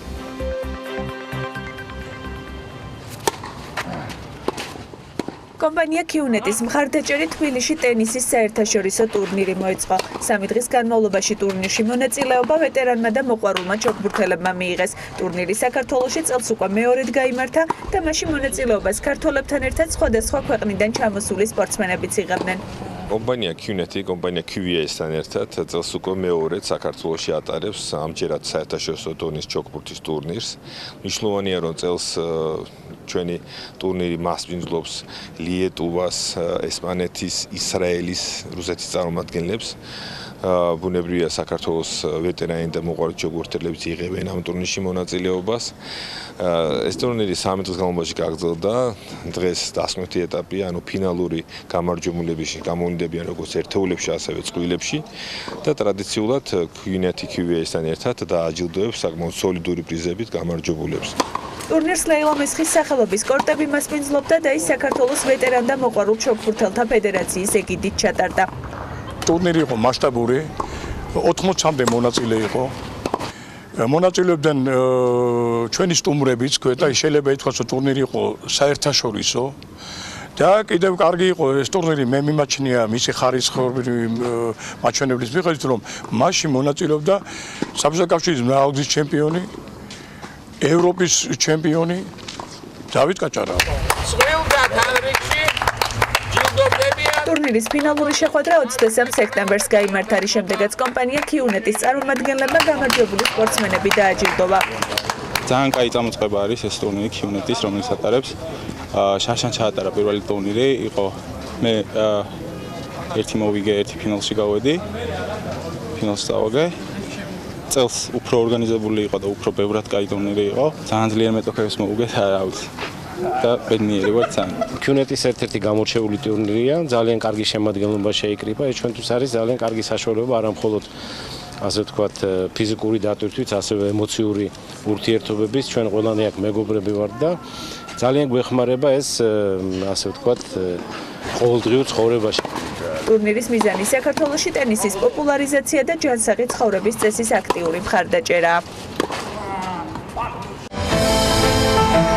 ამინდის პროგნოზის სპონსორია SEU Development.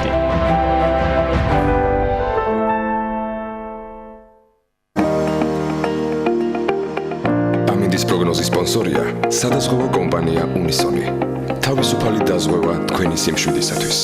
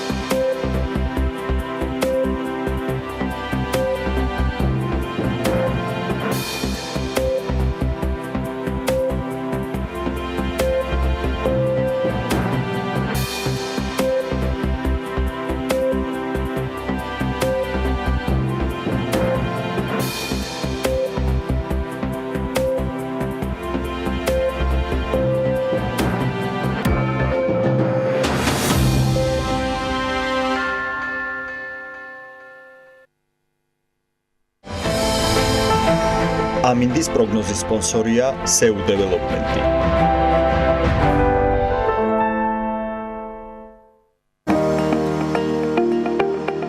ამინდის პროგნოზის სპონსორია სადაზღვევო კომპანია უნისონი. თავისუფალი დაზღვევა თქვენი სიმშვიდისათვის.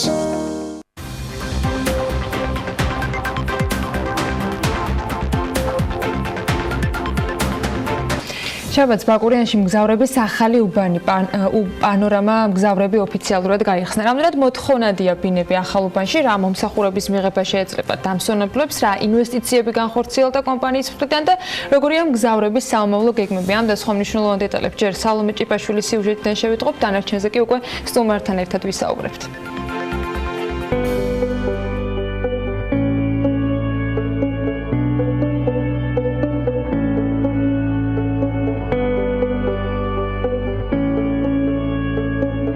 სასტუმროების ქსელმა მგზავრებმა ბაკურიანში ახალი უბნის პანორამა მგზავრების პრეზენტაცია გამართა და პირველ სტუმრებს საზეიმო დახვედრა სწორედ ახალი სასტუმროს ტერასაზე მოუწყო. ვფიქრობ, ბაკურიანის ცხოვრებაში თავისი კლასითვისა ერთ-ერთი ხარისხიანი მიმართულება სასტუმრო თავისი კლასით აპარტ-ჰოტელი იქნება. კეთილმოწყობილი აპარტამენტები ულამაზესი ხედებით, აუზი, სპა-ცენტრი, ბავშვთა გასართობის სივრცეები და მოედნები, რესტორანი, კვების ობიექტები. ეს ის არასრული ჩამონათვალია, რასაც მგზავრების ახალი უბანი აერთიანებს. პანორამა მგზავრები კომპანიის მე-11 პროექტია, რომელიც ერთი თვის წინ დასრულდა და აქ უკვე ყველა ბინა გაყიდულია. კვადრატულის ფასი დაახლოებით კურსის მიხედვით 3500 ლარი არის, საშუალოდ რო გითხრათ.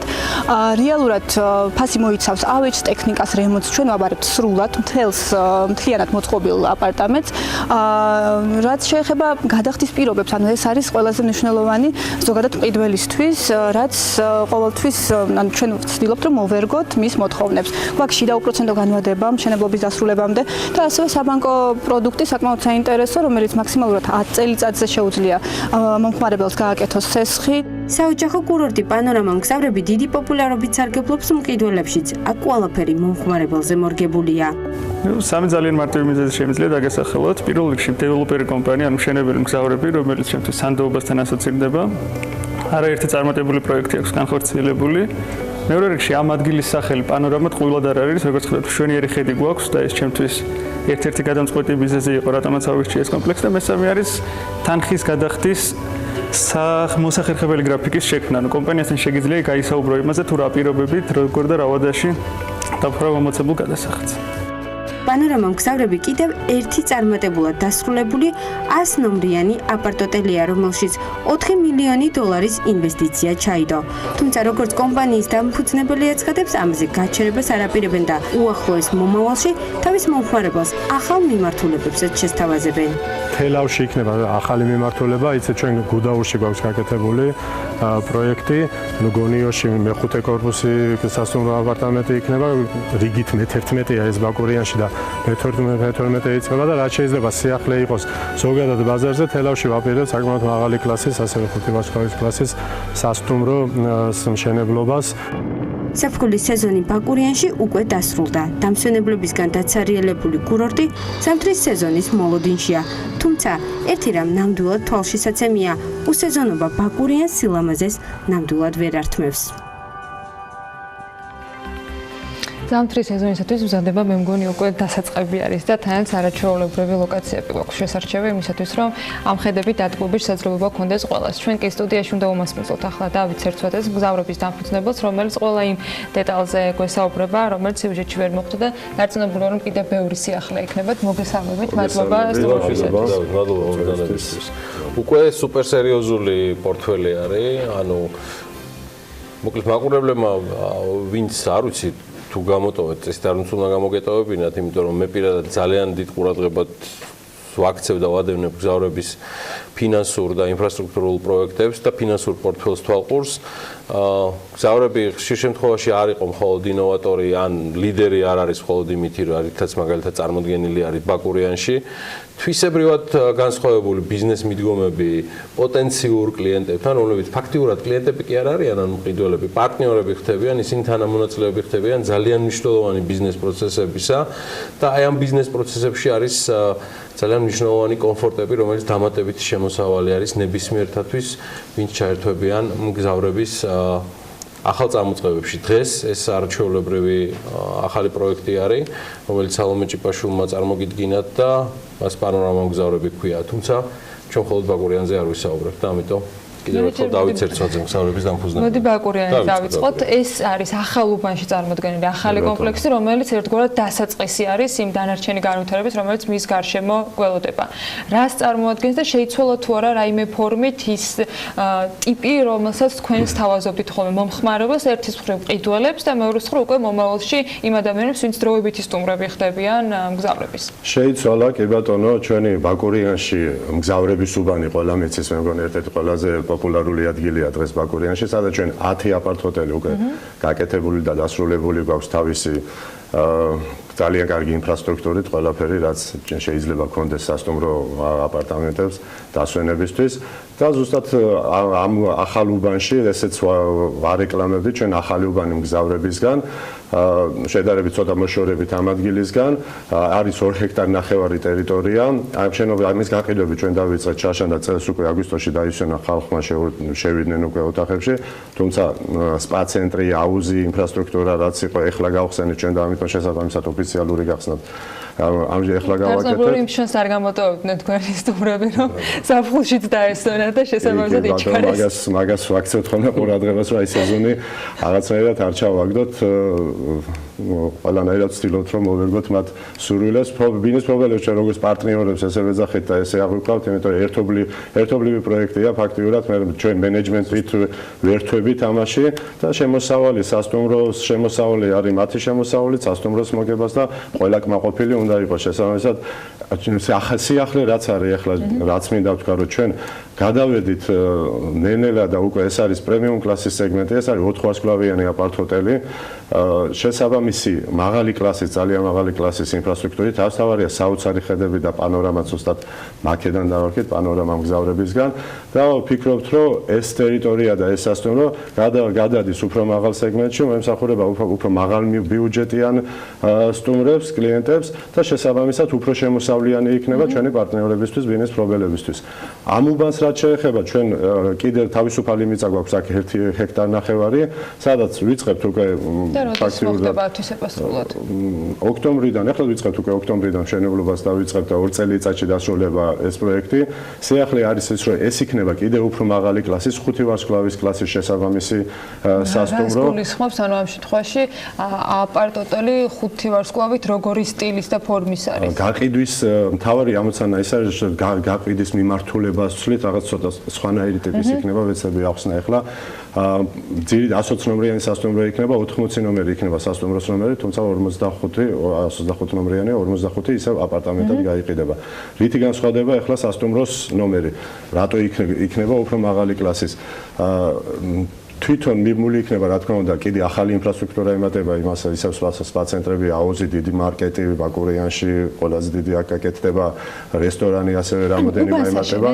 უბანი კი ერთი ემატება, უბრალოდ პლუსი რაც არის, კიდე მთელი მშენებლობის 20% მიწის 20%-ზე ხდება მშენებლობა და დანარჩენი 80% არის რეკრეაციული ზონა, პარკი, საბავშვო მოედნები და ასე შემდეგ. ფაქტიურად და უკანას დღე ადგას და ნუ იმას დავამთავრებ, რომ სასტუმროს ნომერს თუ ყიდულობს პრობლემი ხო და ხდება სასტუმროს ნომერის პრობლემი. ის არ იხდის წლიურს გადასახადს, არ იხდის კომუნალურებს, უფასოდ სარგებლობს, როცა ისვენებს ამ სპა ცენტრით და აუზით, რაც ეხლა აპარტამენტის ფლობის შემთხვევაში ფასიანია ეს ყველაფერი და წლიური მომსახურება შედის, მართავს ამას სასტუმრო, მნიშვნელობა არ აქვს ეს ოთახი გაქირავდება თუ არ გაქირავდება, უშუალოდ იქნება ამ სასტუმროს მოცილე შესაბამისი კვადრატული, რამდენ კვადრატულსაც იყიდეს, თქვა იყიდა რაღაც 40 კვადრატული, 1000 კვადრატულში და არის 4% და სასტუმროს მოგებიდან მიიღებს ამ შემოსავალს.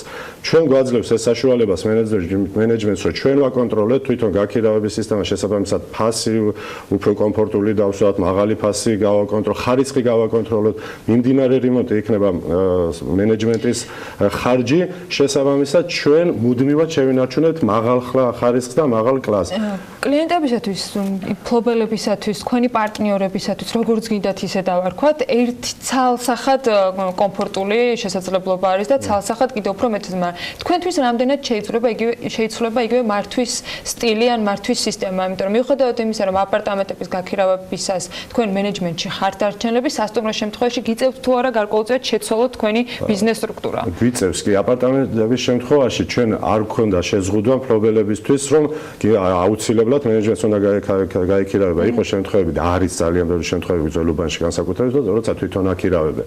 შესაბამისად, მენეჯმენტი ფაქტობრივად მაგ შემთხვევაში არ არის ჩართული, ზუსტად და არც ხარისხს ვაკონტროლებთ, ვერც ფასს ვაკონტროლებთ და ცოტა ფასების კუთხით ძალიან ის კონკურენცია და ფასების დაწევაც გამოიწვია. ზუსტად ეგ გვინდა ახლა მივახციოთ, მიზანი ეს არის, რომ თავიდან ბოლომდე გაქირავების სისტემა ამ სასტუმროში იქნება ჩვენი მენეჯმენტისგან. ეს არსებული 400 სკვლავიანი აპარტჰოტელის მიედინება ამ სისტემას და უფრო მაღალ სტანდარტს შევთავაზებთ. შესაბამისად, ფასი უფრო მაღალი იქნება და მოგება, ასე ვთქვათ, პრობელისთვისაც და მენეჯმენტისთვისაც იქნება უკეთესი. ჩვენ გვაქვს ბაკურიანში 400 სკვლავიანი სასტუმრო Best Western პლუსი. შესაბამისად, ეს პირველი ბრენდული სასტუმროა ბაკურიანში და აქ გვიჭირა ჩვენ და გასაკვირად ცოტა გვეშინოდა, რომ აი ფასი ბაკურიანში მეტო დაბალ ბიუჯეტიანია ეს ბაკურიანი და ფასი ვთქვათ, რომ $100-დან აქ ნომრები ქირავდება, ჩემოვიყვანეთ და 80% უკვე 90% უცხოელი დამსვენებელია Best Western-ში და შესაბამისად ფასის გვიჭირავს და შემოსავალიც უკეთესია და ზუსტად ეს აპარტჰოტელები და სასტუმროები ამ მიმართულებით მივყავს, რომ გვინდა ეს იყოს პრემიუმ კლასი და უფრო მაღალ შემოსავლიანი. აი სასტუმროს ნომერის შესახებ ჩემი წარმოდგენებით თქვენ ახსენეთ, რომ რამდენ კვადრატსაც იყიდის. აი 100 კვადრატის ყიდვის საშუალება თუ აქვს სასტუმროს ნომერი 100 კვადრატული ოჯახური ტიპის გაკეთება თუ შესაძლებელი არის, რომ აი რამდენიმე ნომერი იყიდოს, აი როგორ მოხდება, ვთქვათ, შეწინებების შეთავაზება დაინტერესებული ადამიანების. გაერთიანებები ფაქტიურად ახლა შესაძლებელია კი ორი სასტუმრო ნომერი ეხლა პროცესში გავოერთიანოთ, მაგრამ რაღაცა თითო არის საშუალოდ 40 კვადრატული, შეიძლება 80 გაკეთდეს, მაგრამ გაერთიანებებს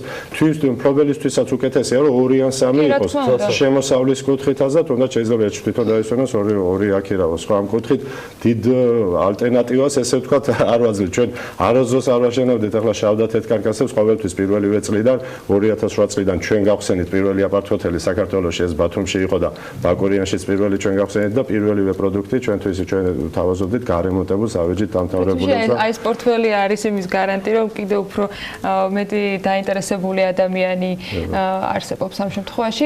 თქვენ ახსენეთ თელავის სიუჟეტში, კახეთში გაფართოება, კიდევ რა გეგმები? ფიქრობთ, გეგმები გვაქვს გონიოში, ჩვენ პარალელურ რეჟიმში ბაკურიანთან ერთად დავამთავრებთ ახლა გონიოში რიგით მეოთხე, ესეც 4 ვარსკვლავის კლასის აპარტამენტი, დასრულებულია და მალე მის ოფიციალურ გახსნაზეც დაგპატიჟებთ. აგვისტოში ხალხი ისვენებდა უკვე აქ. ესეც შესაბამისად ძალიან მაღალი კლასის მე ვფიქრობ და ვიწყებთ აქ ახლა წინ ტერიტორიაზე სახელმწიფოსგან შევიძინეთ მიწა. არა, ჯერ გონიოზე ვლაპარაკობ, თელავზეც ვიტყვი. იქაც 200 ნომრიანი კიდე 5 ვარსკვლავის კლასის. თავად ძალიან ყველაზე კარგი რა არის, რომ არსებულ ინფრასტრუქტურასთან ეს მიწა ერთიანდება და არსებულ ინფრასტრუქტურასაც საკმაოდ ამდიდრებს, იმიტომ რომ ამ ახალი სასტუმროთი პროექტს ემატება აკვაპარკი, დახურული აუზი, ღია აუზი, სპა ცენტრი, მიწისქვეშა პარკინგი კიდე ასმანქანაზე და მთლიანობაში მე ვფიქრობ, ეს მეხუთე პროექტიც რომ დასრულდება მგზავრების ესუბანი გონიოში, საუკეთესო ადგილი იქნება აჭარაში, თამამად შემიძლია თქვა სრული პასუხისმგებლობით. ცოტა ხანი ჩამანაცვლე პასუხებში რა მე მომაფეთკეს უკვე რა მიწერე ბაკურიანთან დაკავშირებით და ახლა წამოვა უკვე თელავ. მე ფასტილობრი კითხვები დავსვე და პასუხები მოისმინე. ხო, ონლაინ არის უამრავი ადამიანი და გაიცი შენ თვითონ პასუხი. ვიღაცა გრიგოლეძის თავაზება, ვიღაცებმა ზუსტად რაღის ბაკურიანი მიწერილი მაქვს 3500 არის ისაუბრა უკვე მგზავრების წარმომადგენლობა და თუ თელავზე. თელავზე კი ბატონო, თელავი გვაქვს მონიშნული ესე ვთქვათ პარტნიორთან ერთად იქ ვისაც ფლობს ამ მიწას ტერიტორია ვაპირებთ ახლა ეს პერიოდი არ გვეცალა ახლა ორ პროექტს ვამთავრებდით და ახლა აქტიურად ჩავერთვებით უკვე რასთავარი არის თელავში ძალიან კარგი ადგილი და გვინდა სასტუმრო ფლობელის ხართან ფრანჩიზა კეთდება თუ თანამონაწილეობა პარტნიორი ვიქნებით ამ პროექტში უბრალოდ აქაც 2 ჰექტარამდე ტერიტორია გვაქვს გავაკეთებთ აქაც 5 ვარსკვლავიანს და ვფიქრობ შემოვიყვანოთ ჩვენ Best Western პრემიუმი რომელიც 5 ვარსკვლავის კლასისაა და ჩვენ ბათუმში და ბაკურიანში უკვე აღნიშნულ Best Western პლუსი გვაქვს 4 ვარსკვლავიანები მაგრამ გავაკეთოთ კახეთისზე მორგებული პროექტი ანუ ამ სასტუმროს შეიმს იქნება თბილისის თელავის ცენტრში ექნება ვენახები იქნება რაღაც ჩატოს ტიპის ბინის სასტუმროს ნომრის შემძენს აქ აპარტამენტი აქაც სასტუმროს ნომერი იქნება გაიყიდება ამ მენეჯმენტის კონტროლის ქვეშ ექნება საშუალება საკუთარი ღვინო კონდეს თავისივე ენახევ თვერში ყველა მონაწილეობა მიიღოს. სხვადასხვა რეგიონში განსხვავებული კონცეფცია იქნება იმის შესაბამისად რა როგორც შეიძლება იყოს გამოყენებული. კი და საინტერესო არის თელავი რომ თელავს აქვს კახეთი ზოგადად რომ ხანგრძლივი პერიოდი ესე ვთქვათ დატვირთვის და ამიტომ სასტუმროს რომის შემძენისთვის უნდა იყოს აუცილებლად საინტერესო იმიტომ რომ ხანგრძლივი აძლევს საშუალებას რომ მეტი 10 მიიღოს უკუგება სეზონურებს გაცილებით მეტი აქვს ახლა საკმაოდ ისეთი სეზონური მთელი წელია ფაქტიურად კახეთში სტუმრიანობა და შესაბამისად უკუგება ჩადებული ინვესტიციაზე სასტუმროებზე ბევრად საინტერესო იქნება და ჩვენ ესე გვიყვარს ეს ინოვაციური და რაღაც სიახლეები და ახალი ესეთ უბნების შესვლა ბაკურიანში ჩვენს დავიწყეთ თავის დროზე პირველად გონიოში ჩვენ დავიწყეთ ამ რეგიონის განვითარება თვითონ გონიოს რაც შეეხება სააქციო საზოგადოება ჩვენი დანერგილი სიახლე არის და ეთელავშიც გვინდა რომ რაღაც პირველები ვიყოთ და კარგი პროექტი შევთავაზოთ კახეთს და ქვეყანას საერთოდ. რატო რეზუმირებისკენ ახსენა სალომემ უკვე ეს ყველაფერი სიუჟეტში მოდი ვისაუბროთ თელ პორტფელზე. გზავრების 2018 წლისთვის ამ მდგომარეობით გეგმების გარეშე რომელზეც უკვე ცლად ისაუბრე რითი არის წარმოდგენილი მთელი იმ სიკეთეებით რომელიც სრულიად განსხვავებული არის პარტნიორებთან ურთიერთობაში, იმიტომ რომ მე ვერ ვარქმევ ყიდულს კლიენტს, მიჭირს, იმიტომ რომ სუფთა ტერმინოლოგიაში უშვებ შეცდომებს, ეს არ არის მხოლოდ თანამფლობელობა, ეს არის ბიზნეს პროცესში მონაწილეობა, მაქსიმალურად გადაზღვეული იმ რისკებისგან, რაც კი შეიძლება იყოს. როგორ წარმოადგენს დღეს მგზავრების პორტფელი? დღეს მგზავრების პორტფელი მე ვფიქრობ დასრულებული პროექტები თუ ვიფიქრებთ, ვფიქრობ პირველები ვართ, ნამდვილად და ლიდერები ვართ საქართველოში. ჩვენ ძალიან დიდ პროექტებს აწვდით დღეს ფაქტიურად. ჩვენი პროექტის მოცულობა არის ის, რომ მაქსიმუმ 2 წელიწადში რემონტით, აი დაწყებული ნოლიდან გაყიდვას რო ვიწყოთ, მაქსიმუმ 2 წელიწადში დასრულდეს პროექტები. და ესეც შესაბამისად ყველა პროექტს ვადებში ვასრულებთ ხოლმე. არსებული მოიცავს უკვე ჩვენი პორტფელი 11 დასრულებულ პროექტს ბაკურიანში, დამატებით კოტეჯები გვაქვს ბაკურიანში აშენებული, გუდაურში, რომელსაც ქვია გუდაური ლოფტი, აპარტამენტებიც არის და სასტუმროს ფლუთ კიდე 47 ნომრიანს 4 ვარსკვლავის კლასის და ვინც არის ის ვფიქრობ რომ უნდა ეწვიოს ზამთარში, იმიტომ რომ საუკეთესო ხედებია, ბოლო სართულზეა საცურაო აუზის საუკეთესო ხედები, სპა-ცენტრი, რესტორანი, 2 რესტორანია და არის სასრეალო ტრასაზე, პირველ ტრასაზე, ანუ ეს სკიინგ და სკი-აუტ თემა გუდაურს აქვს და ძალიან მაღალი კლასის სასტუმროა და ურჩევ საზოგადოებას რომ აუცილებლად ზამთარში ეწვიონ. გონიო თქვით 4 აპარტამენტელია დამთავრებული და მე-5-ს ვიწყებთ. აი ახლა პარალელურად ვიწყებთ ანუ გონიოს, ბაკურიანს და თელავზე ჯერ პროექტი გვაქვს მოსამზადებელი და სავარაუდოდ ბაკურიანი პანორამა, რომელიც ახლა ფაქტიურად მზა მე-11 უკვე დასრულებულია. დღეს ველოდებით პანორამას გარშემო 2 ჰექტარის ათვისებას, რომელიც გზავრებს აუცილებლად. მაგარია. გზავრებს წარმატებები, ჩვენ ბევრჯერ ვიმოგზაურებთ გზავრებთან ერთად და დათო ხშირად იქნება ჩვენთან ერთად. გზავრების დამფუძნებელი დავით ერცვაძე, საქმიანი დილის სტუმარი იყო, სტუმარს გავაცილებთ და სულ მალე გიბრუნდებით. უკვე სხვა თემებით ძალიან საინტერესო თემა რძის გადამამუშავებელ მრეწველობაზე და ამ ინდუსტრიაზე ვისაუბრებთ.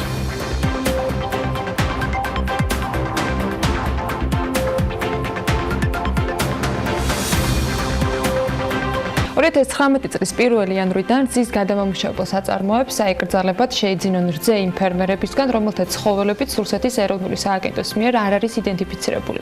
გაერო სურსათისა და სოფლის მეურნეობის ორგანიზაციის FAO-ს იდენტიფიკაცია რეგისტრაციის პროგრამის ხელმძღვანელის განმარტებით, ეს რეგულაცია მიზნად ქვეყანაში რძის და რძის პროდუქტების ხარისხის კეთილსაიმედოობის გაზრდას წარმოადგენს. გააძვირებს თუ არა ჯამში ეს ყველაფერი პროდუქტს, არსებობს თუ არა პროდუქტის დეფიციტის რისკები და ის რისკები, რომ შესაძლოა ადგილობრივი ჩაანაცვლოს უკვე უცხოურმა. ამაზე ვისაუბრებთ გიორგი ბალესიაშვილთან, ნატურალ პლუსის დირექტორი არის საქმიანი დილის სტუდიაში. მოგესალმებით ბატონო გიორგი და მადლობა სტუმრობისათვის.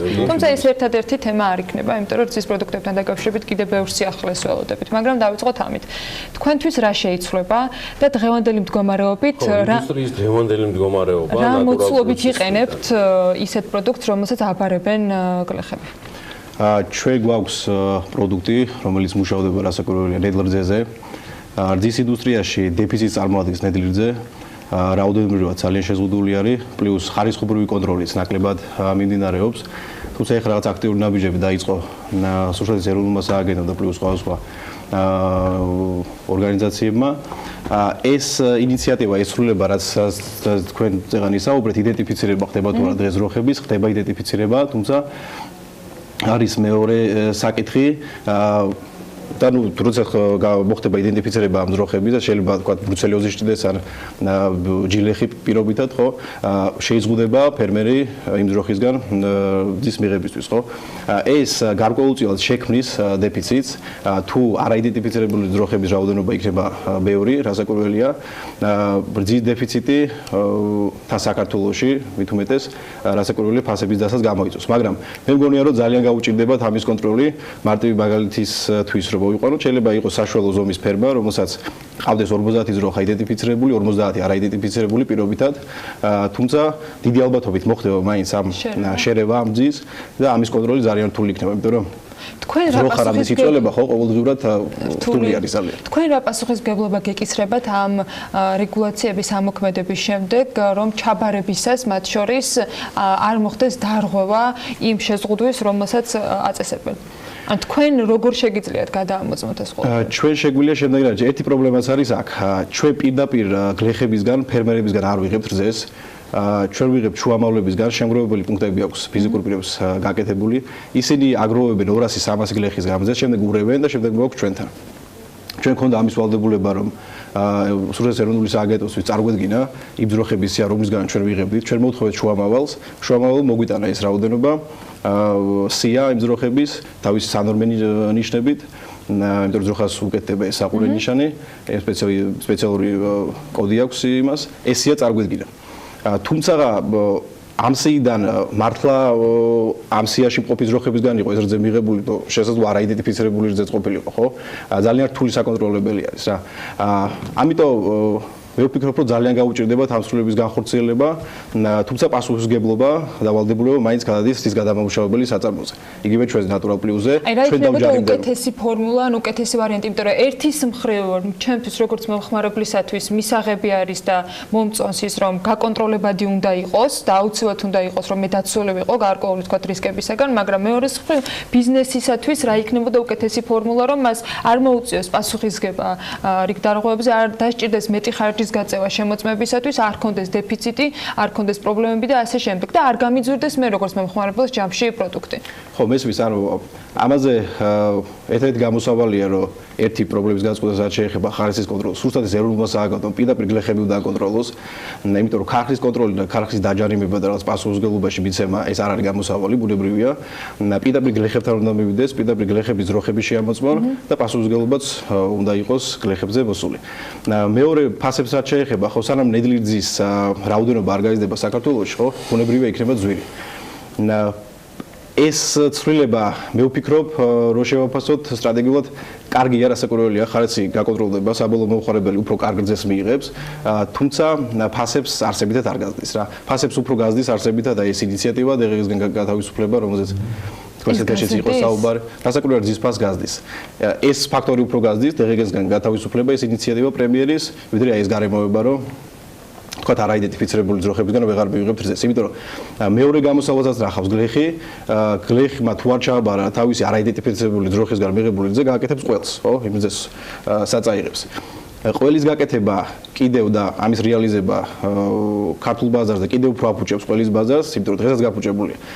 ხარისი გაუკონტროლებელი არის, ფასები ძალიან მცირე არის გლეხის ყველზე, ხარისხი ძალიან სუდი არის და ეს ნიშნავს ყველის ბაზრის გაფუჭებას. გიორგი, სანამ გადავალ თვითონ ინდუსტრიის თემაზე, რაზეც მაინტერესებს ცალსახად თქვენი აზრი, პრემიერის ინიციატივა დღგ-ს გაუქმებასთან დაკავშირებით, მოდი კიდევ ერთხელ ახსნათ, რატო ზრდის ფასს? აღწეროთ მთელი ჯაჭვი, მოდი რა. კი ბატონო, აღწეროთ. გადამამუშავებელ საწარმო მიიღო ნედლი რძე, დაამზადა პირობითად მაწონი, სრულად ნედლი რძისგან და შემდეგ გაუკეთა რეალიზება, ხო? აღარ დაიბეგრება მაწონი დღგ-ით 18%-ით. ეს ნიშნავს, ნუ ფასი თუ არ დააგდო საწარმო გასაყიდი ფასი, ეს ნიშნავს, რომ უფრო მეტი თანხა აღმოჩნდება მეწარმის ჯიბეში. ბუნებრივია გარვითარდნენ, ხო, ფერმერები და იციან, გადასახადები იციან დაბეგრის რეჟიმები და ხვდებიან, რომ საწარმოს უფრო მეტი თანხა დარჩება. როდესაც გათავისუფლება დღგ-სგან. სხულმა ფერმებმა უკვე კონტრაქტში ჩადეს ეს პირობა, როდესაც შევა ეს ინიციატივა ძალაში ავტომატურად გაძვირდება 10 თეთრით მაინც მე გავიგე რამდენიმე კონტრაქტს მოვისმენე შინაარსი, რომ 10 თეთრით ავტომატურად იზრდება, როდესაც ეს ინიციატივა შევა ძალაში. ბუნებრივია ეს ამ 18%-ის გადანაწილება მოხდება საწარმოსა და ფერმერს შორის. ამ 18%-ის. ლოგიკურიც არის პრინციპი. ხო, მაგ იმიდან გამომდინარე ცალსახად. კარგი. რა უნდა ყოფილიყო, რა ნაბიჯები უნდა ყოფილიყო გადადგმული რძის მრეწველობასთან დაკავშირებით, რომელიც სტიმულირებას გაუწევდა აღნიშნული რეგულაციების მიღმა, რომელიც FAO-ს სხვა დათქმებიდან გამომდინარე წამოგვეწევა, შემდგომ უკვე ევროკავშირის რეგულაციებით დარწმუნებული ვარ DCFTA-დან და ჩვენი სხვა ვალდებულებებიდან გამომდინარე, როგორც წესია ამ ყველაფერს მე უკვე რაღაც შემაშინებელ ფაქტორად ანუ სიურპრიზად დაგვიყენებენ. მე მაინტერესებს ინდუსტრიისთვის რა შეიძლებოდა სახელმწიფოს გაეკეთებინა საიმისოდ, რომ იგი უფრო მეტად განვითარებულიყო და შემდგომ უკვე თან ეს რეგულაციებიც ყოფილიყო, თქვათ, თუ ესეთი გადაუდებელი არის. ხო, იცით, პირველ რიგში დღეს მოდი ვთქვათ, კონკურენცია რძის ინდუსტრიაში ქართული ქარხნების დიდი არ არის, ხო? 5-4 კომპანია არის, საშუალო დიდი ზომის, რომელიც პოზიციონირებს და ერთმანეთს ასე თუ ისე ხელს არ უშლის, ხო? თავიანთი სეგმენტები აქვს გადანაწილებული და პრობლემებს ერთმანეთს არ უქმნიან რა. რა შეიძლება სახელმწიფომ გააკეთოს, ხო? ამისთვის ეს ინიციატივა ძალიან კარგი იყო, პიტაბი შეიძლება ითქვას, იმიტომ რომ გაუჩნდებათ мотиваცია წარმოებლებს, რომ ნედლისგან დაამზადოს პროდუქტი და თქვენამდე, მოხრებოდა ჩვენამდე, ბუნებრივია ყველა მოსახლეობისთვის საბოლოო პროდუქტი იყოს ნედლისგან დამზადებული, ხო? იმიტომ რომ უფრო მეტ სიკეთე შეიცავს ნედლისზე, ვიდრე თქვა რძის ფულისგან დამზადებული პროდუქტი. ამიტომ ეს ინიციატივა ძალიან კარგი იყო, პრემიერის ინიციატივა საწარმოებისთვისაც და ფერმერებისთვისაც.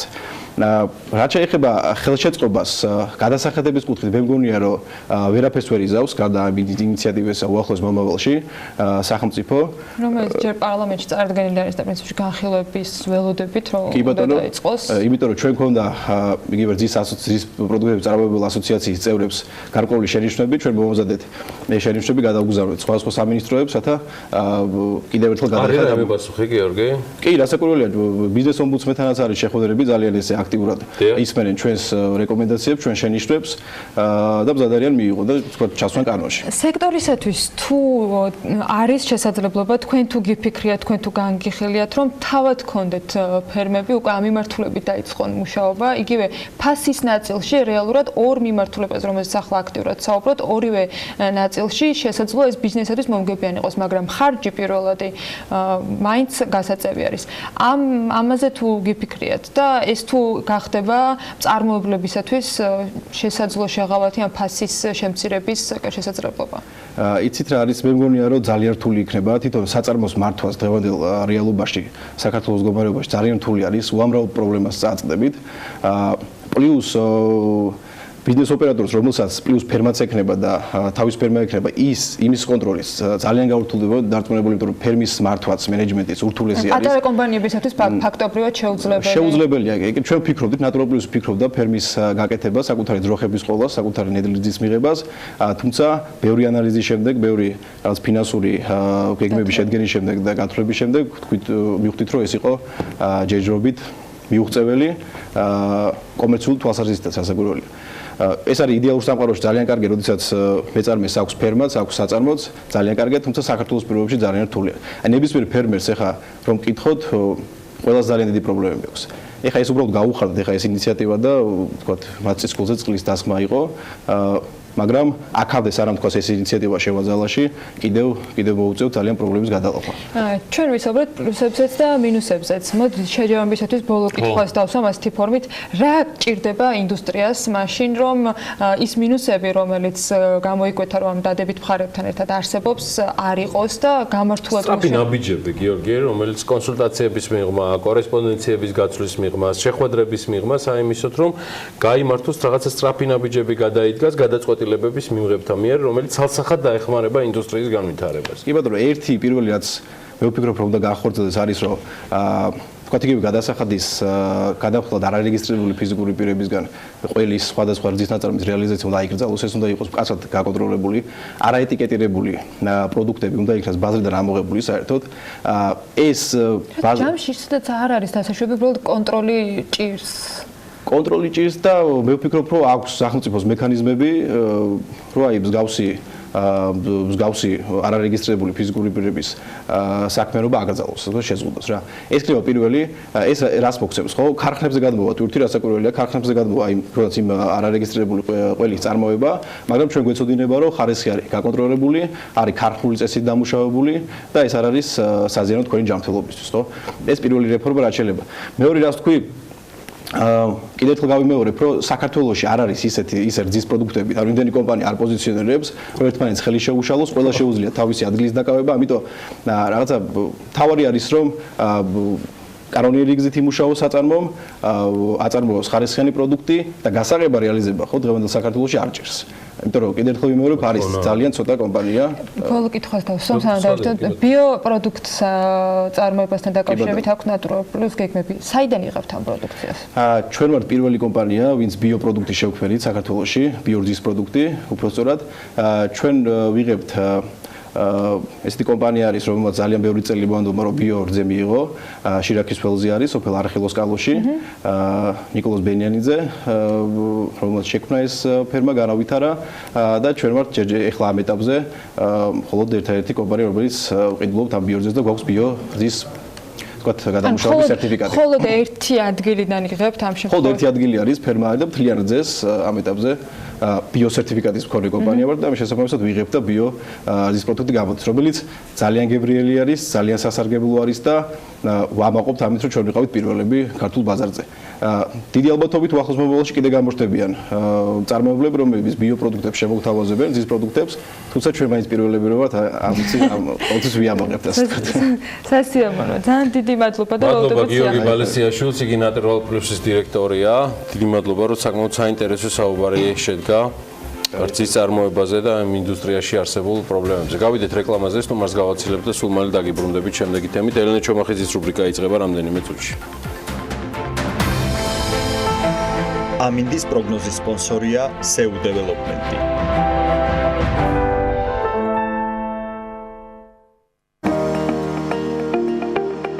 ამინდის პროგნოზის სპონსორია სადაზღვევო კომპანია უნისონი. თავისუფალი დაზღვევა თქვენი სიმშვიდისათვის.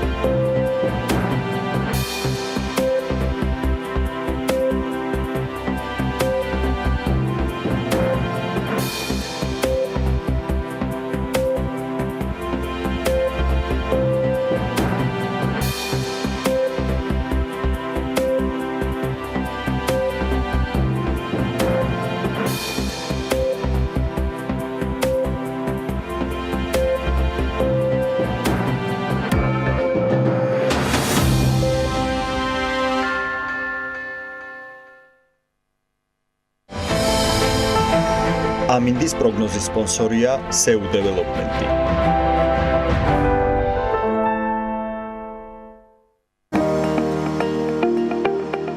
ამინდის პროგნოზის სპონსორია სადაზღვევო კომპანია უნისონი. თავისუფალი დაზღვევა თქვენი სიმშვიდისათვის.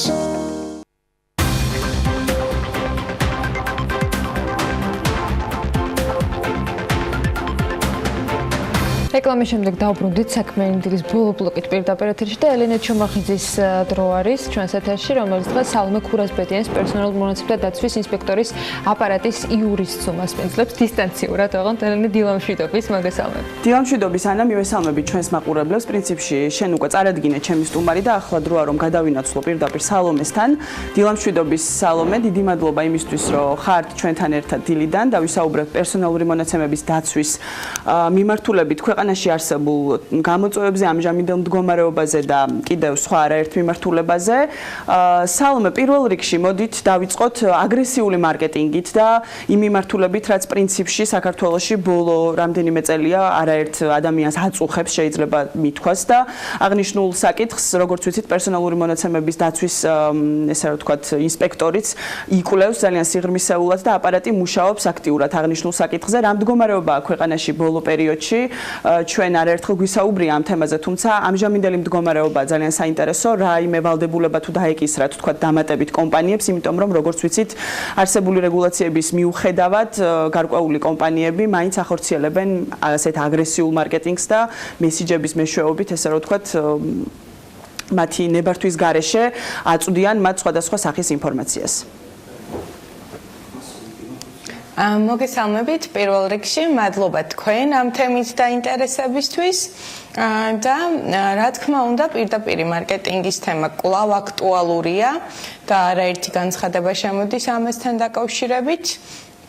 თუმცა გაუმჯობესების ტენდენცია ნამდვილად შეინიშნება. პირველ რიგში არის ის, რომ უარისთქმის მექანიზმი, ესე ვთქვათ, ყველა შეტყობინებას, ფაქტობრივად ყველა შეტყობინებას ახლავს თან და ასევე მნიშვნელოვანია ის, რომ მსხვილი სარეკლამო კომპანიები რაც არის, რომლებიც უშუალოდ აგზავნიან ამ სარეკლამო შეტყობინებებს, მათთანაც გვაქვს აქტიური თანამშრომლობა და არსებული საკანონმდებლო ჩარჩოს პირობებში, რა თქმა უნდა, ვცდილობთ, რომ მაქსიმალურად მოვაწესრიგოთ ეს საკითხი. სალომე, საინტერესოა ასევე ჯარიმების კუთხით როგორი ტენდენცია გვაქვს, თქვათ, რეაგირება აპარატის როგორია იმ კომპანიების მიმართ, რომლებიც უხეშად არღვევენ, ესა რომ ვთქვათ, ამ მიმართულებით დარღვევები შეინიშნება ამ კომპანიებთან მიმართებით. აი ამ შემთხვევაში როგორ რეაგირებს პერსონალური მონაცემების დაცვის ინსპექტორის აპარატი? რა თქმა უნდა, ჯარიმები ამ მარკეტინგთან დაკავშირებით ყველაზე მაღალია, არის 3000 ლარი არის პირველ შემთხვევაზე, ხოლო განმეორებითზე არის 10000 ლარი.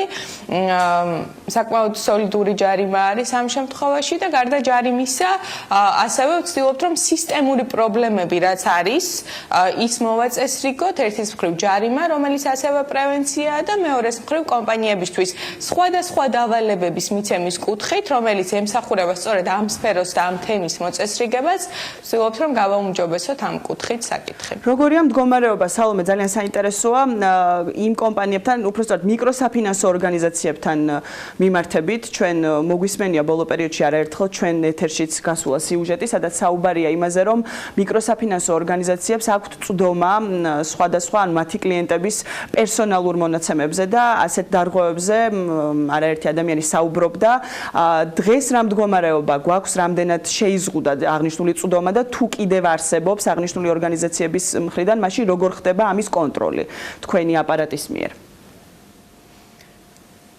კი ბატონო, სესხებთან დაკავშირებით და მიკროსაფინანსო ორგანიზაციებთან დაკავშირებით ჩვენც არაერთი განცხადება განგვეხილავს, თუმცა ეს განცხადება ძირითადად როგორც წესი ეხება ხოლმე არა რაღაცა ბაზებზე წვდომას, არამედ სესხთან დაკავშირებული ინფორმაციის სხვადასხვა პირებისთვის გადაცემას, მაგალითად ოჯახის წევრებისთვის გადაცემას, ან სხვა ახლობელი პირისთვის გადაცემას, ან აპროტესტებდნენ ეს ადამიანები ამ მიმართულებით რეალურად ისინი საუბრობდნენ, რომ ეს არის დარღვევა და რომ მათი პერსონალური მონაცემების გაცემა არის დარღვევა.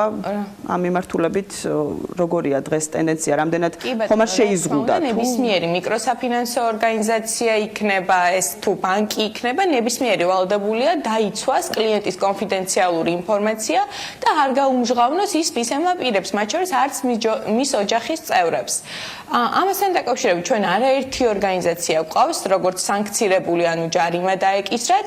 ასევე სხვადასხვა დავალებები მივეცით, რომლებიც სხვათა შორის მათი მხრიდან სასამართლოშიც კი იქნა გასაჩივრებული, მაგრამ სასამართლომ თითქმის ყველა შემთხვევაში ძალაში დატოვა ინსპექტორის გადაწყვეტილება და ამ კუთხითაც განცხადებების, ესე ვთქვათ, ნაკადი შეიძლება ითქვას, რომ შემცირებულია და ამ კუთხითაც შეინიშნება გარკვეული გაუმჯობესება, მათ შორის იმ მიკროსაფინანსო თუ ამომღები ორგანიზაციების მხრიდან, რომლებიც უფრო მსხვილად არიან ბაზარზე წარმოდგენილები, მათთან აქტიური თანამშრომლობა გვაქვს, გარდა რაღაცა კონკრეტული განცხადების განხილვისა, ჩვენ კონსულტაციის რეჟიმშიც მუდმივად გახსნილები ვართ და ვფიქრობ, რომ ეს თემაც ნელ-ნელა უმჯობესდება.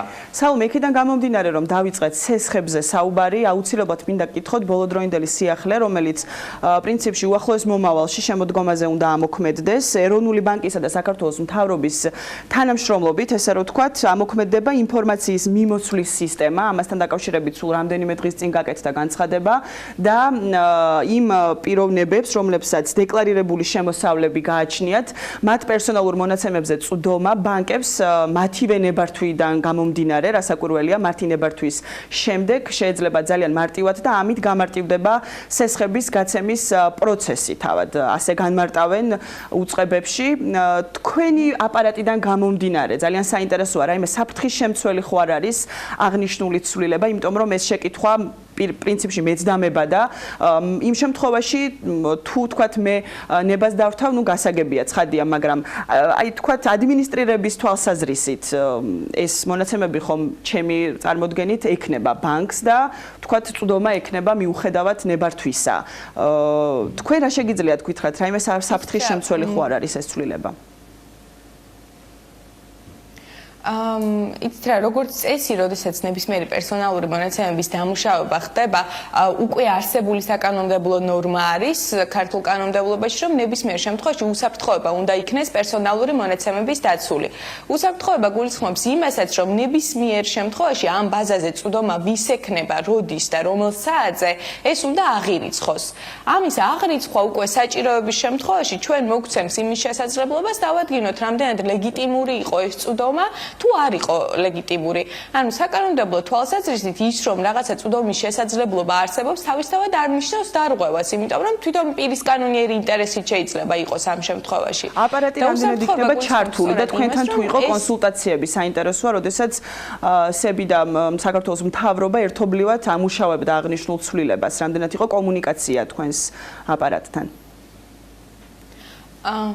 კი, როგორც წესი, ჩვენ ყოველთვის გვეგზავნება ხოლმე ისეთი კანონპროექტები განსახილველად, რომელიც პერსონალური მონაცემების დამუშავებას ეხება და ჩვენის მხრივ ყოველთვის ვცდილობთ, რომ წარვადგინოთ შესაბამისი რეკომენდაციები თუ რჩევები, რა კუთხით შეიძლება გაუმჯობესდეს ესა თუ ის საკანონმდებლო აქტი და ამ შემთხვევაშიც მე რამდენადაც ვიცი, ჩვენ ვიყავით ჩართულები ამ პროცესში, თუმცა უშუალოდ მე მონაწილეობა არ მიმიღია და უფრო დეტალურ ინფორმაციას ვერ გეტყვით სამწუხაროდ. საუმე და სანამ დავასრულებთ, აუცილებლად მინდა გკითხოთ დაგეგმილ საკანონმდებლო ცვლილებებზე და იმ ცვლილებებზე ზოგადად, რომელიც უნდა განხორციელდეს აპარატთან მიმართებით, როგორც ვიცით, არის დაგეგმილი გარკვეული სიახლეები და თუ შეგიძლიათ გითხრათ, რა მიმართულებით ფორმირდება, ესე რომ ვთქვათ, პერსონალური მონაცემების დაცვის ინსპექტორის აპარატი და თუ არის რაიმე საკანონმდებლო ინიციატივები, რომლითაც თქვენ გამოხვალთ და ასე რომ ვთქვათ, ქვეყანაში ამ მიმართულებით, ესე რომ ვთქვათ, უფრო მეტად დაცულობის თვალსაზრისით არის თუ არა რაიმე დაგეგმილი თქვენი უწყების მხრიდან? კი, რა თქმა უნდა, დაგეგმილი არის ნამდვილად. თქვენ მოგეხსენებათ ალბათ GDPR-ის რეგულაციები ამოქმედ და 2018 წლის მაისიდან და ჩვენ ძალიან გვინდა, რომ ჩვენი კანონმდებლობა, ქართული კანონმდებლობა ზუსტად დაუახლოვოთ GDPR-ის მაღალ სტანდარტს და ამ კუთხით უნდა შესაძლებელია, რომ გაიზარდოს ჯარიმების ოდენობაც, შესაძლებელია სხვადასხვა საკითხები მოწესრიგდეს უფრო მკაცრად, ესე ვთქვათ, და უფრო მაღალი სტანდარტი იქნეს დაწესებული პერსონალური მონაცემების დაცვის. თუმცა ამ ეტაპზე დეტალებზე ვერ ვისაუბრებ, იმიტომ რომ მუშა პროცესში არის ეს კანონპროექტი ფაქტიურად და ესე იხვეწება ყოველდღიურად. სალომე, აუცილებლად ამ საკითხზეც მინდა რომ გავამახვილოთ თქვენი ყურადღება მანამდე ვიდრე დავასრულებთ საავტორო უფლებებთან და პერსონალური მონაცემების დაცვასთან დაკავშირებით ჩვენ ვიცით რომ ამ მიმართულებით ესე ვთქვათ ელექტრონული კომერციის შესახებ კანონი მუშავდება და აღნიშნული კანონი უნდა გავიდეს უახლოეს თვეებში, კერძოდ მიმდინარე წლის შემოდგომაზე პარლამენტში განსახილველად ამ მიმართულებით რამდენად არის კომუნიკაცია თქვენთან, იმიტომ რომ აღნიშნული საკანონმდებლო ცვლილების განმარტებისას, როდესაც ჩვენ ვესაუბრეთ მათ ინიციატორებს, ისინი საუბრობდნენ, რომ ეს კანონი ითვალისწინებს ასევე პერსონალური მონაცემების დაცვასაც და ჩართულობა შესაბამის უწყებებთან აქტიური იყო. თქვენ რა შეგიძლიათ გითხრათ ამ მიმართულებით, რა არის დაგეგმილი ქვეყანაში? ის რა როგორც გითხარით, ყველა შემთხვევაში, თითქმის ყველა შემთხვევაში ჩვენ როგორც წესი ვიღებთ ხოლმე მონაწილეობას კანონ პროექტზე მუშაობაში, მაგრამ ამ შემთხვევაზე მართლა არ ვფლობ ინფორმაციას და შესაძლოა მიდის კიდევაც მუშაობა, უშუალოდ უბრალოდ მე არა ვარ ჩართული, ამიტომ ვერ გეტყვით სამწუხაროდ. კი ბატონო, ის ზოგადად საინტერესოა ის საკანონმდებლო ცვლილებები, რომელიც არის დაგეგმილი. ყველაზე მეტად რა ნაწილს ეხება? თქვათ ეს არის კერძო მიმართულება, იმიტომ რომ ჩვენ როგორც ვიცით, კერძო კომპანიების მხრიდან დარღვევები საუბრის დასაწყისშიც ვახსენეთ პრინციპში, თქვენც ისაუბრეთ ამაზე, რომ აქტიურად ხორციელდებოდა და რა მიმართულებით არის ყველაზე მეტად დარღვევები, თუ შეგიძლიათ რო გითხრათ და რა ნაწილში არის თქვათ საჭიროება იმისა, რომ ან აღმასრულებელი ორგანოების ჩართულობა იყოს, ასე რომ თქვათ, გაუმჯობესებული ან საკანონმდებლო მიმართულებით დაიხვეწოს ქვეყანაში არსებული მდგომარეობა.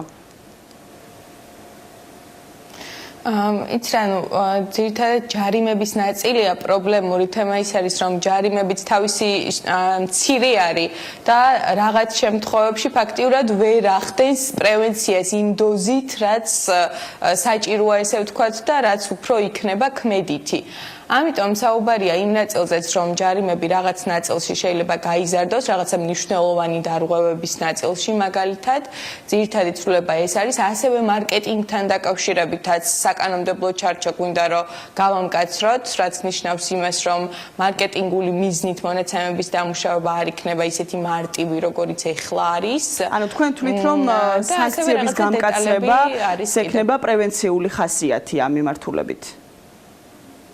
რა თქმა უნდა, მარტო სანქციების გამკაცრებით ესე ვთქვათ, ვერაფერს ვერ მივახწევთ, თუმცა კი, როდესაც ჯარიმა არის 500 ლარი, შეიძლება და თუ გახდება მაგალითად რავი 2000 ლარი, 3000 ლარი, ანუ უფრო მეტი რაოდენობრივად ვიღაცაებისთვის შეიძლება ამას ჰქონდეს უფრო მეტი პრევენციული ზემოქმედება. დაახლოებით თუ გაქვთ ინფორმაცია, რაოდენობით შეიძლება რომ გაიზარდოს აღნიშნული სანქციები, თუნდაც სხვადასხვა ორგანიზაციებთან მიმართებით, ანუ როდესაც საუბრობთ თუნდაც მარკეტინგზე, აგრესიულ ანუ ესე ცალკეული დიფერენცირება არ იქნება, ხო, თუ გაიზრდება, რა თქმა უნდა, ყველა სექტორისთვის ერთიანად.